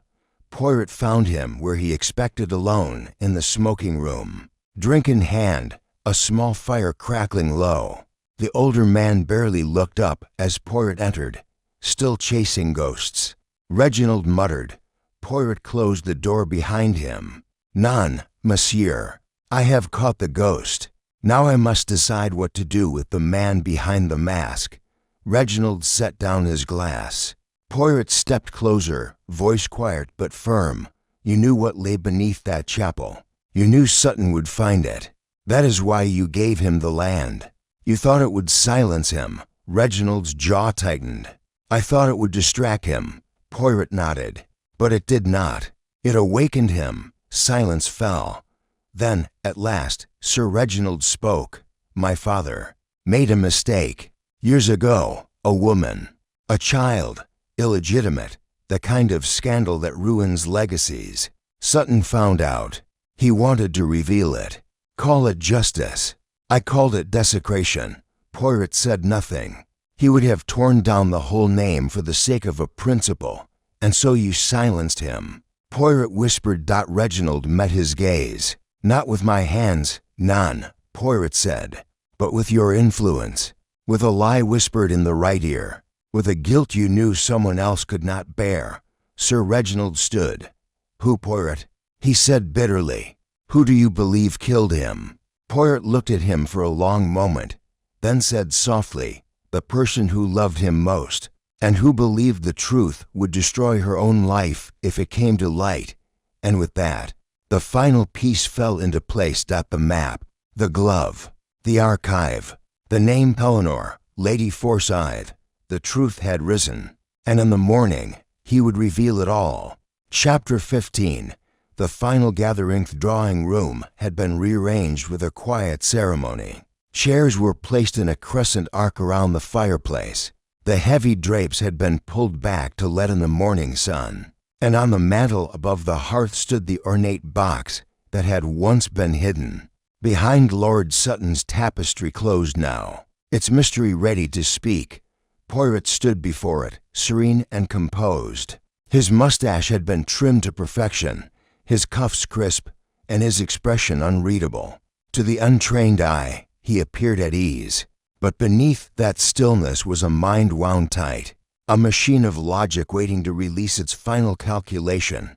The guests arrived one by one, ushered by the butler with mechanical politeness. Miss Whitmore, pale but controlled, took a seat furthest from the hearth. Her gaze never left Poirot. Nathaniel Criswell entered next, stiff-backed, hands clasped behind him, eyes narrowed. He nodded to no one. Sir Reginald appeared shortly after, leaning heavily on his cane. Every line in his face tightened with resignation or defiance. Lastly came Lady Eleanor Forsyth, her steps slow, her face unreadable. She wore a navy blue dress and a brooch in the shape of a weeping willow. Her hands were still, but Poirot noticed the faintest tremble in her right thumb. When all were seated, Poirot began. Mesdames et messieurs, he said with quiet finality, the time has come to draw the curtain on this most curious and tragic performance. He paused, eyes scanning the room. No one spoke. When Lord Archer Sutton invited you all here, Poirot continued, he intended more than a celebration. He wished to reveal something, a truth long buried beneath this house, beneath your very lives. But before he could speak it aloud, he was silenced, murdered. Criswell shifted in his seat, but said nothing. I have since traced the path he left behind, Poirot said, through a manuscript, a mural, a sealed archive, and finally into the shadows of the past. He moved to the mantel and lifted the box with great care. Opening it, he withdrew the ancient map and unfolded it slowly on the table behind him. This, he said, gesturing to the parchment, is what Lord Sutton died protecting. It is not a treasure map. It is not a path to gold or relics. It is a confession encoded in architecture, traced to a chapel buried beneath this estate, a chapel that once served as the site of a discreet and dangerous ritual. Sir Reginald's face had hardened into granite. Lady Forsyth lowered her eyes. Poirot continued, 32 years ago, Lord Sutton and a companion uncovered a sealed chamber beneath the chapel grounds. Inside was a stone reliquary and a bundle of letters written by a monk named Silas. These letters, though partially destroyed by time, described a child born to a forbidden union, a child hidden within the Sutton household, a bastard daughter raised as a niece. Her mother banished. Her name erased. Gasps rippled through the room. Lady Forsyth's lips parted, but no sound came. Poirot turned toward her, gently. "Madam, I believe you have always known. Not consciously at first, but in your blood, in your memories. You felt something, did you not?" She nodded slowly, the color draining from her cheeks. "My mother," she whispered. "I never knew her. My father said she died in Italy. But there were no letters, no photos, nothing." Poirot nodded solemnly. "Because she had been erased. But Lord Sutton uncovered the truth, and he wanted to share it with you and with the world." Sir Reginald stood abruptly. "He had no right. That scandal would have destroyed her. Destroyed us all, no," Poirot said softly. "You feared it would destroy you." Reginald's cane trembled in his hand. "I was protecting the family's name, its future, and in doing so," Poirot said, "you whispered to another. You sowed fear where there was already love. You used your influence not to kill with your own hand but to let guilt and desperation do it for you." He turned slowly to Lady Forsyth. Her eyes were wide, wet. "I believe," Poirot said gently, "that you confronted Sutton. He showed you the map, the photograph, and the glove. And in that moment, overwhelmed by the weight of your mother's ghost and your own collapsing world, you acted without intent, only reaction." She shook her head once, twice, as though the words struck her like glass. "I didn't mean to." He said everything would change, that I wasn't who I thought I was. He reached for me. I stepped back. Poirot stepped forward, voice kind now, and the dagger already removed from its case was close. "You grabbed it." There was shouting, and in the space of one terrible breath, it was over. Silence gripped the room like frost. Lady Forsyth covered her face with her hands. A sob escaped her lips. "I didn't want to lose him," she whispered. "Not after losing everything else." Poirot turned to the others. "She did not plan this murder. She did not enter the study with malice. But she was used, nudged by the one man who feared what Sutton would reveal more than anyone." He looked squarely at Sir Reginald. "You poisoned her mind, knowing her love for Sutton would turn to confusion. That guilt would destroy her more effectively than any punishment." Sir Reginald did not deny it. His eyes stared into the fire, his shoulders heavy with resignation. Holloway stepped forward now. Quietly, "Lady Forsyth, I'm afraid you must come with me." She nodded, still weeping, but stood with grace. Poirot placed a hand briefly on her arm, not in judgment, but in sorrow. As she was led away, Poirot turned back to the remaining guests. "The truth," he said softly, "when buried, does not die. It waits, and when it returns, it demands more than understanding. It demands consequence." He closed the box at last. "The catacomb below this house may remain sealed, but the silence that cloaked it has now been broken." And with that, Poirot turned toward the tall windows, and the morning sun beyond them, his shadow long across the floor. The room behind him forever changed. Chapter 16. The revealed corridors of Sutton House felt oddly still in the aftermath. The echo of footsteps rang too crisply, the light through the high windows too sharp. Though Lady Forsyth had departed hours earlier under the quiet escort of Inspector Holloway, her presence seemed to linger like a ghost with unfinished grief. Poirot sat alone in the drawing room. The fire had gone out, leaving only ash and a faint scent of smoke in the air.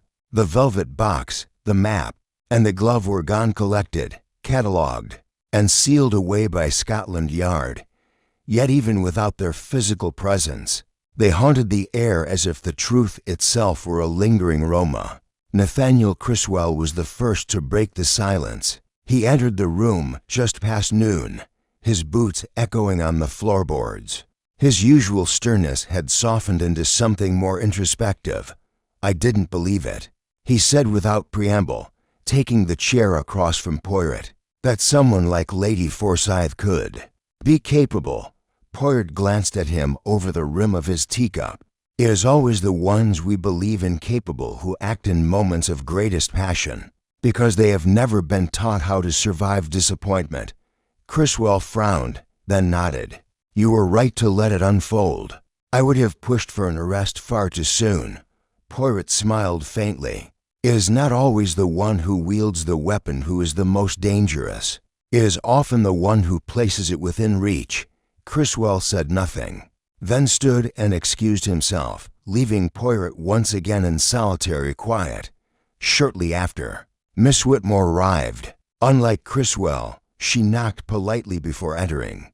She carried a thin sketchbook beneath one arm and moved with deliberate grace. I brought you something, she said.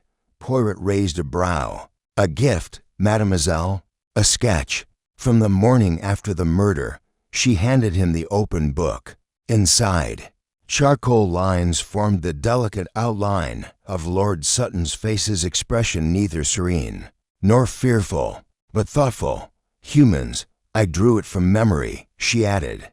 Before the shock set in, Poirot studied it. You captured something others did not see. He wasn't afraid of dying, she said quietly. He was afraid of being forgotten. Poirot closed the book gently. Merci, mademoiselle. Perhaps now he will not be. She smiled faintly and withdrew, leaving the door half open. Sir Reginald was next. He did not knock. He did not sit. He stood at the threshold of the room, back straight, eyes dull. I won't insult you by denying my part in this, he said. Poirot looked at him without expression. I knew what Sutton found, Reginald continued, and I knew what would happen if it came to light. Eleanor had just begun to find herself again. She had buried so much pain already, and Sutton he was going to unearth it all. For what? Justice. For truth, Poirot said quietly. Reginald's lips twisted. Truth is a weapon, monsieur, as dangerous as any dagger, and like a dagger, Poirot replied, it depends on who wields it. And why? There was a long pause. I didn't ask her to kill him, Reginald said, more to the air than to Poirot. I only warned her what his revelation would cost. Poirot stood slowly, and so the fear bloomed in her. You did not kill Lord Sutton with your hands, no, but you sharpened the blade in her mind. Reginald didn't flinch. She will never forgive me, no, Poirot said. Nor should she. But perhaps one day she may understand you. That is something lesser than forgiveness but greater than silence. Reginald turned and left without another word. When he was gone, Poirot walked slowly to the tall windows overlooking the east lawn. The clouds had shifted again, sunlight now spilled over the hedges and wild grass, casting long dappled shadows across the stone pathway that once led to the chapel grounds. It was Holloway who returned last. The inspector had changed into a fresh coat and moved with the weariness of someone who had walked too far in too short a time. She's on her way to London, he said. Quiet, no protest, just. Still, Poirot nodded. And Sir Reginald? Holloway asked. He will not be charged, Poirot replied. Not in court, but he will pay. The guilt will outlive the sentence. Holloway sat heavily in the chair across from him.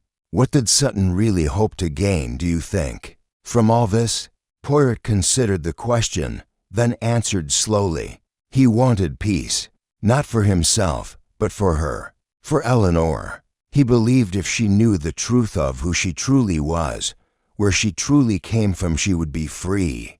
But he failed to see the truth's weight, its sharpness, so he loved her. Poirot's gaze drifted to the embers in the hearth. More than he understood. They sat in silence a while longer. Finally, Poirot stood and reached for his cane. It is finished. Holloway rose as well. Will you stay the night? Poirot shook his head. Non, mon ami. Sutton House has given me all it can. The rest belongs to time now. He walked slowly toward the door, pausing only once to glance back at the fireplace, the room, the memory of all that had happened within it. Outside, the wind rustled through the ivy. The sun broke fully through the clouds, lighting the house one last time. And with quiet dignity, Hercule Poirot stepped out into the light. Chapter 17.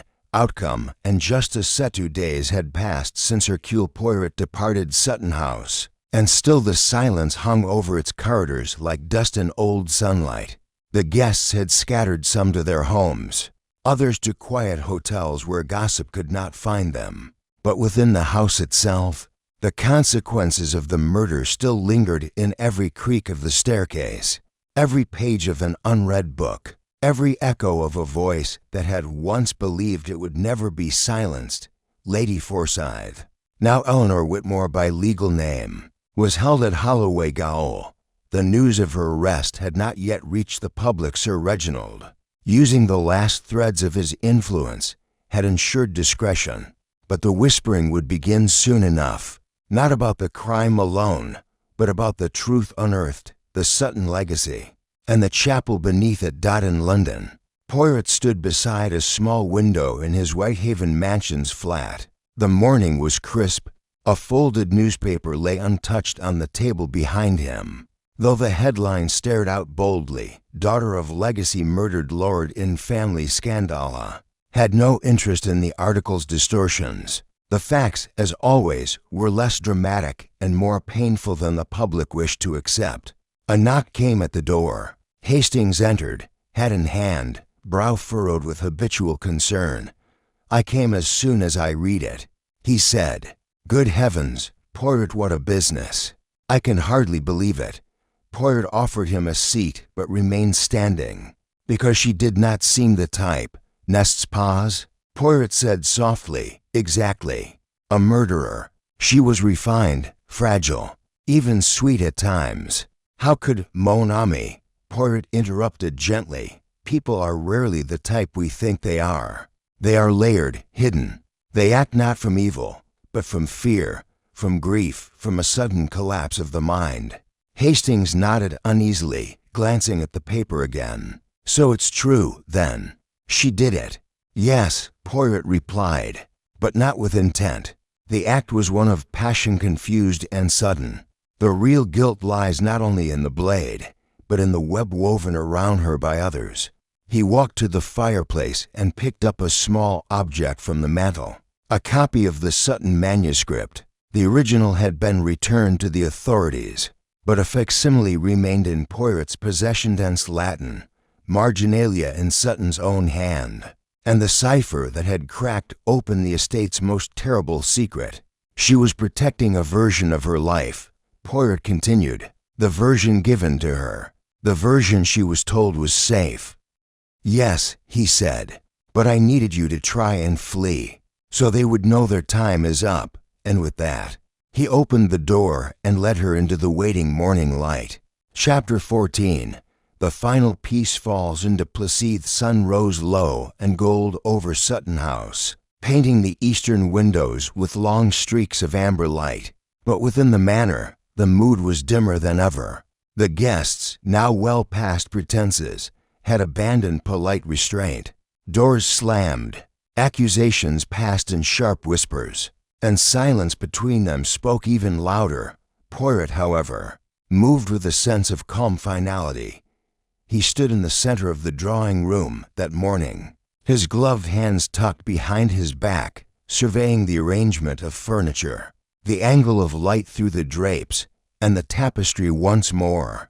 Behind the ancient woven threads, the wall's hidden panel remained closed but not forgotten. Inspector Holloway entered, holding a folded page. "Report from the constables," he said. "No sign of any intruder the night Sutton died. Grounds were clear, doors and windows untouched. No foreign prints." Poirot took the report but didn't look at it. "Because the killer never came from outside," he said. "They were already inside. And not just the house, inside Sutton's world, his history." He turned to face Holloway. "There's something I must show you." They walked together to Poirot's room. From beneath a stack of documents, Poirot drew out the box, the one concealed behind the tapestry, 2 nights before. He opened it carefully and removed the map. Holloway leaned in, brow furrowing. The catacomb entrance? Yes, Poirot replied. And more than that, he pulled the second item from the box, the embroidered silk glove. Holloway looked at it, confused. It belonged to a woman, Poirot said softly. Not recent, decades old, but still carefully preserved, and scented faintly lavender. The same scent Lady Forsyth wore on the night of the murder. Holloway straightened. You think it was hers? No, I think it was her mother's.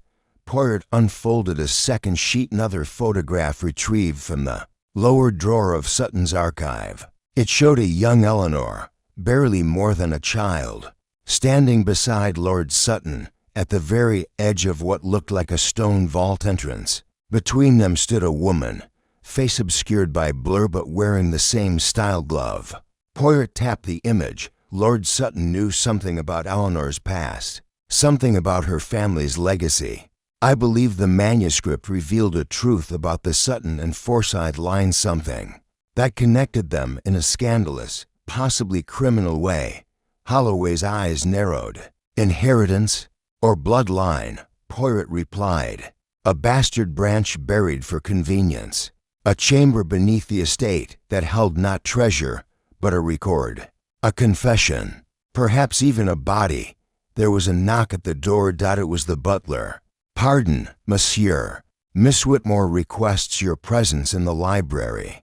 She says it's urgent. Poirot exchanged a glance with Holloway. Go, he said. Watch her carefully. She will not run again, but she may reveal what she's kept hidden. As Holloway left, Poirot returned to the map and studied the lower quadrant. His eyes locked on a series of notations, looping numbers that were not Latin but mirrored a cipher he had seen in the burned manuscript. Fragment. Suddenly, it clicked. He grabbed the letter opener and a blank page. Scribbling swiftly, the cipher translated not into a phrase, but coordinates, and those coordinates pointed not to the cellar, but to the chapel ruins, specifically to the eastern tomb. Long collapsed and forgotten. The chapel. Of course, it had never been about the house itself.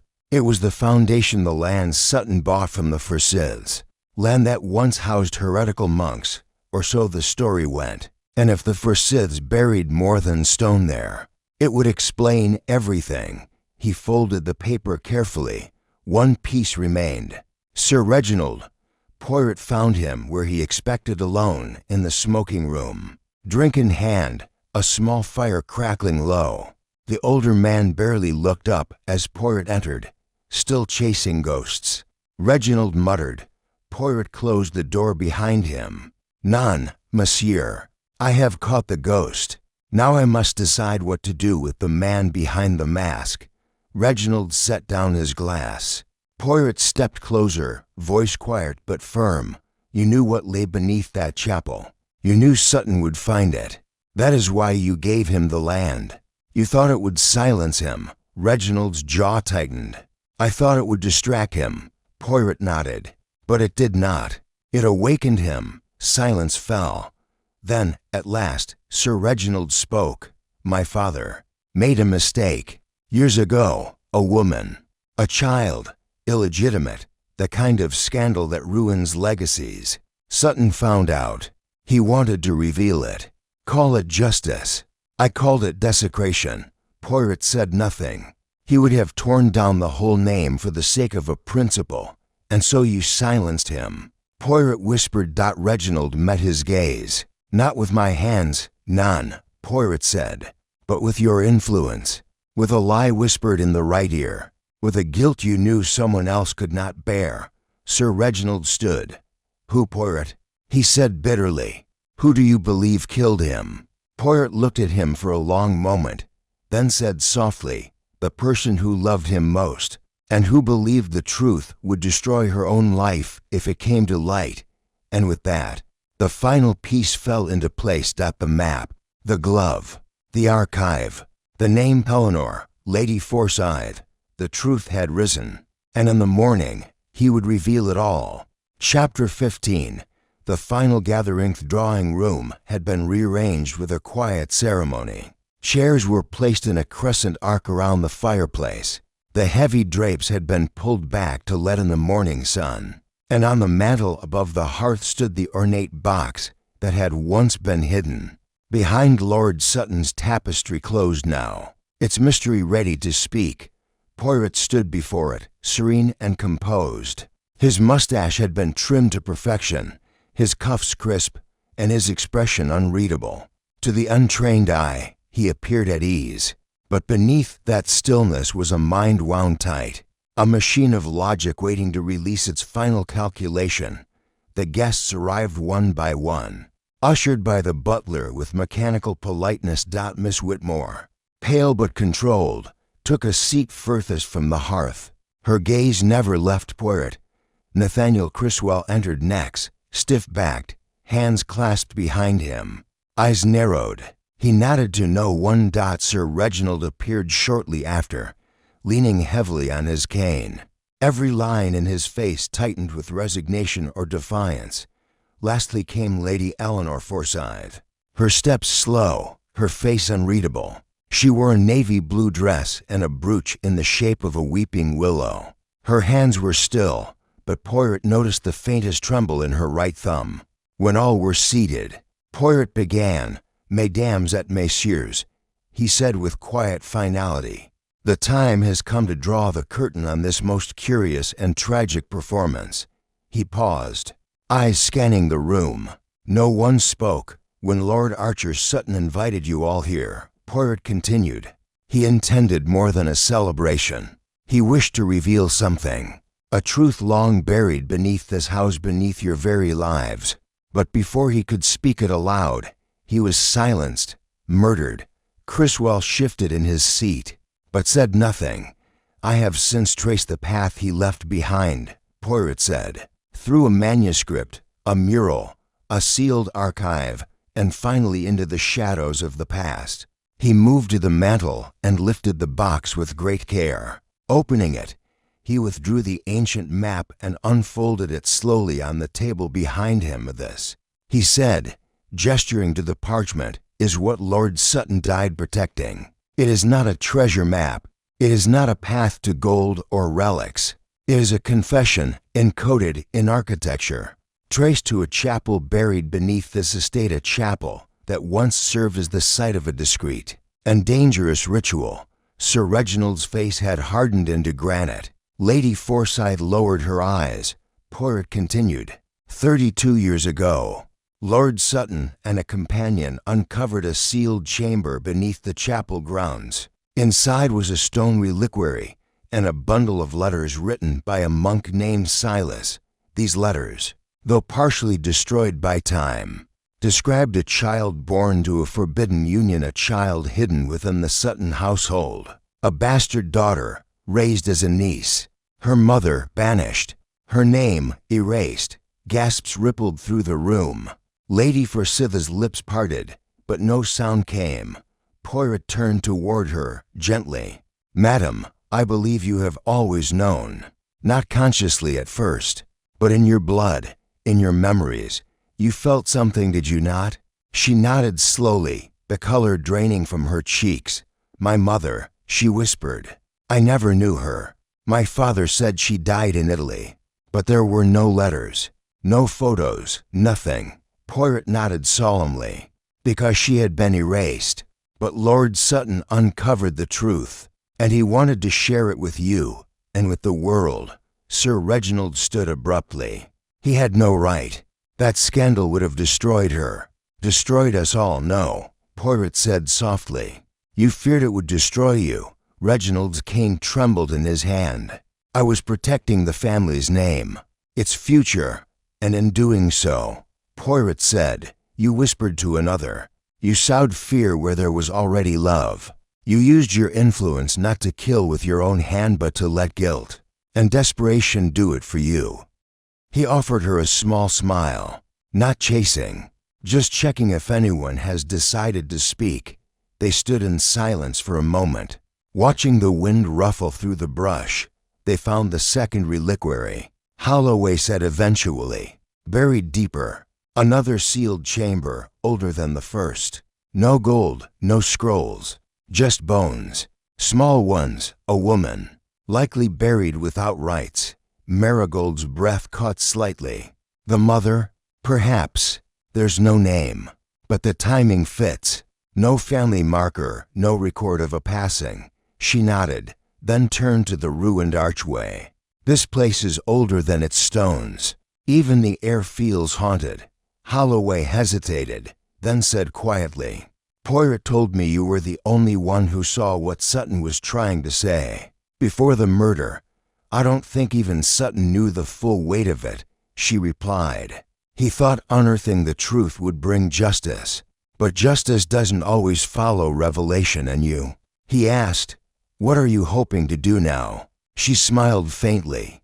Translate it, not into words, but into images, to show the silence in shape. It's what I've always done.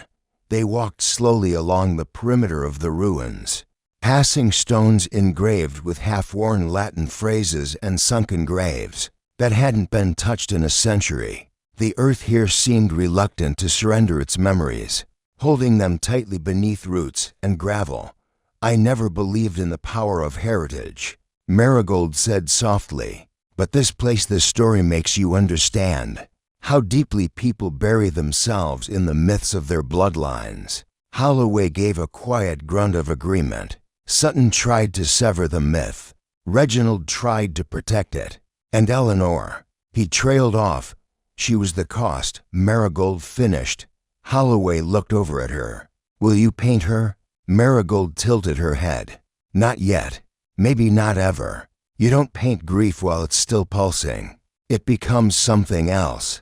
I'll know when it's time. They returned to the chapel entrance, where a heavy iron grate had been temporarily set over the exposed stairwell. Marigold crouched near it, peering down into the dark. I used to think a door was either open or shut, she said. But some doors only exist the moment someone looks at them. They're not meant to be crossed, just noticed. Holloway said nothing, watching her as she reached into her satchel and pulled out a folded square of parchment. She unfurled it slowly, a copy of her first mural, meticulously sketched in charcoal and faint ochre. But this version bore additions. A figure kneeling at the threshold, arms outstretched. Behind them, a tree growing sideways, its roots like veins. What's that? He asked, pointing to a faint mark at the bottom corner. A signature, she replied. Not mine. Sutton's, hidden in the stonework of the original. He signed his own death into the mural. Holloway leaned closer. How did you see it? I didn't, she replied. Not then. But when I redrew it, something in the shape kept calling to me. A code. His final message. She stood and rolled the parchment away. The chapel isn't just a tomb, she said. It's a mirror. Everything buried in it reflects what people refuse to face as they turn to leave. A gust of wind picked up, lifting dust and fallen leaves into a slow spiral. Marigold paused and looked back one final time. Do you think she'll be remembered for what she did? She asked. Holloway didn't answer immediately. Yes, but I think in time, they'll remember her more for why she did it. Marigold nodded, her eyes distant. Then that's something. They walked together down the path, the ruins shrinking behind them with every step.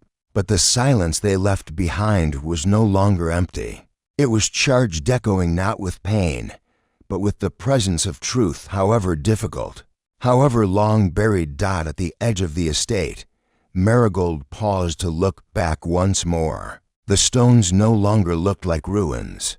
They looked like the ribs of something ancient, breathing softly beneath the earth, and as the wind moved through them again, it almost sounded like an exhale. Something had finally let go. Chapter 20. The echo of silenced air in London felt different as Poirot walked down the busy streets, his black coat flapping slightly in the wind. The chill in the morning air had not yet fully lifted, but it was the quiet of the city that gnawed at him most, the peculiar absence of sounds. Beneath the usual hustle, for the first time in days, the city seemed to pause, as if waiting for something that had already passed. He reached Whitehaven Mansions and ascended the stairs, his cane tapping steadily against the marble steps. His thoughts were occupied not with the city, nor with his return to the solitude of his rooms, but with the larger, quieter questions that had followed him through every clue, every deduction, and every revelation. Sutton House had yielded its truths, yes. The curtain had fallen, and the drama had played out with all the tragic inevitability Poirot had foreseen. The truth about the Forsyth legacy, about the chapel beneath the manor, about Eleanor's unwitting role in a family history fraught with buried guilt, all of it was now clear. But Poirot knew, as he had always known, that the ending was never truly the end. The mystery was not just the crime, nor the solution. It was the weight of the silence afterward. What lingered, long after the last word was spoken, was the space that truth had left behind, the place where questions no longer had answers. That, Poirot realized, was the true cost of revelation. It was the price of knowing. He entered his apartment and walked straight to the small wooden desk by the window. Papers from Sutton House were neatly arranged in a folder, a record of his findings and conclusions. But more than that, a trace of all that had been buried. He picked up the envelope containing the sketch of the mural, now folded and pressed, and ran his fingers over its surface. The broken symbols, the unfinished figures, the things left unsaid. He placed it down and began writing. To Miss Marigold Whitmore. The silence beneath the earth holds more than bones. It holds memories, unspoken and lingering. Poirot smiled softly to himself as he sealed the envelope. It would be delivered to her in a few days, once she had returned to her own life, wherever that might take her. He had no doubt that the journey she began in Sutton House was only the first part of a far larger journey, one she would undertake alone, or perhaps with only the echoes of what had passed. But there was no rush, no need for hurried conclusions, not for Marigold, nor for any of them. His fingers rested on the envelope for a moment longer before he set it aside, and then, with a deep breath, he reached for the remaining letters on his desk. One by one, he reviewed the correspondence from Scotland Yard and from his own contacts in France. Routine inquiries, the usual kind of work Poirot had always done, solving cases, finding the pieces of a puzzle that were left unsaid. But today, as his gaze passed over the familiar words, his mind lingered on something more. Poirot walked down the hallway to his small library and took a seat in his favorite chair. He opened the first of the new case files, but found himself unable to focus. His mind kept returning to Sutton House, to Eleanor Forsyth's tear-streaked face, to the ghosts in the manor, the ones whose stories had long since been forgotten, buried beneath dust and stone. A knock at the door interrupted his thoughts. Poirot sighed. It was always at moments like this, when his mind sought rest, that someone else arrived with more complications. The door opened, and Inspector Holloway entered, looking more worn than usual, his face shadowed by exhaustion. "Poirot, I've come to thank you," Holloway said, his voice gruff, as he took a seat across from him. "It's done. We've finished the paperwork for Lady Forsyth. The case is closed." Poirot raised an eyebrow. "Finished? So easily?" Holloway sighed. "The legal system can only do so much. She will serve her time.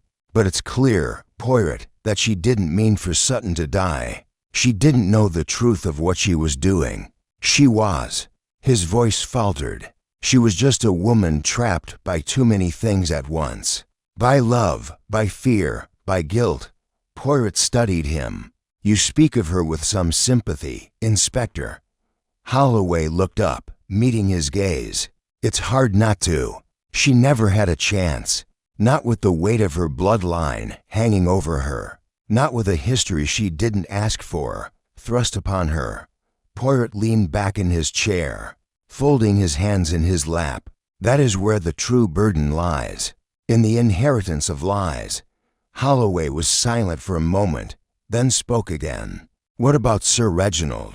Poirot's expression softened. Sir Reginald will never face the consequences he truly deserves, but in his own way, he's already been punished. To live with the knowledge of what his actions caused the death of his brother, the betrayal of his own daughter, it will be his lifelong sentence.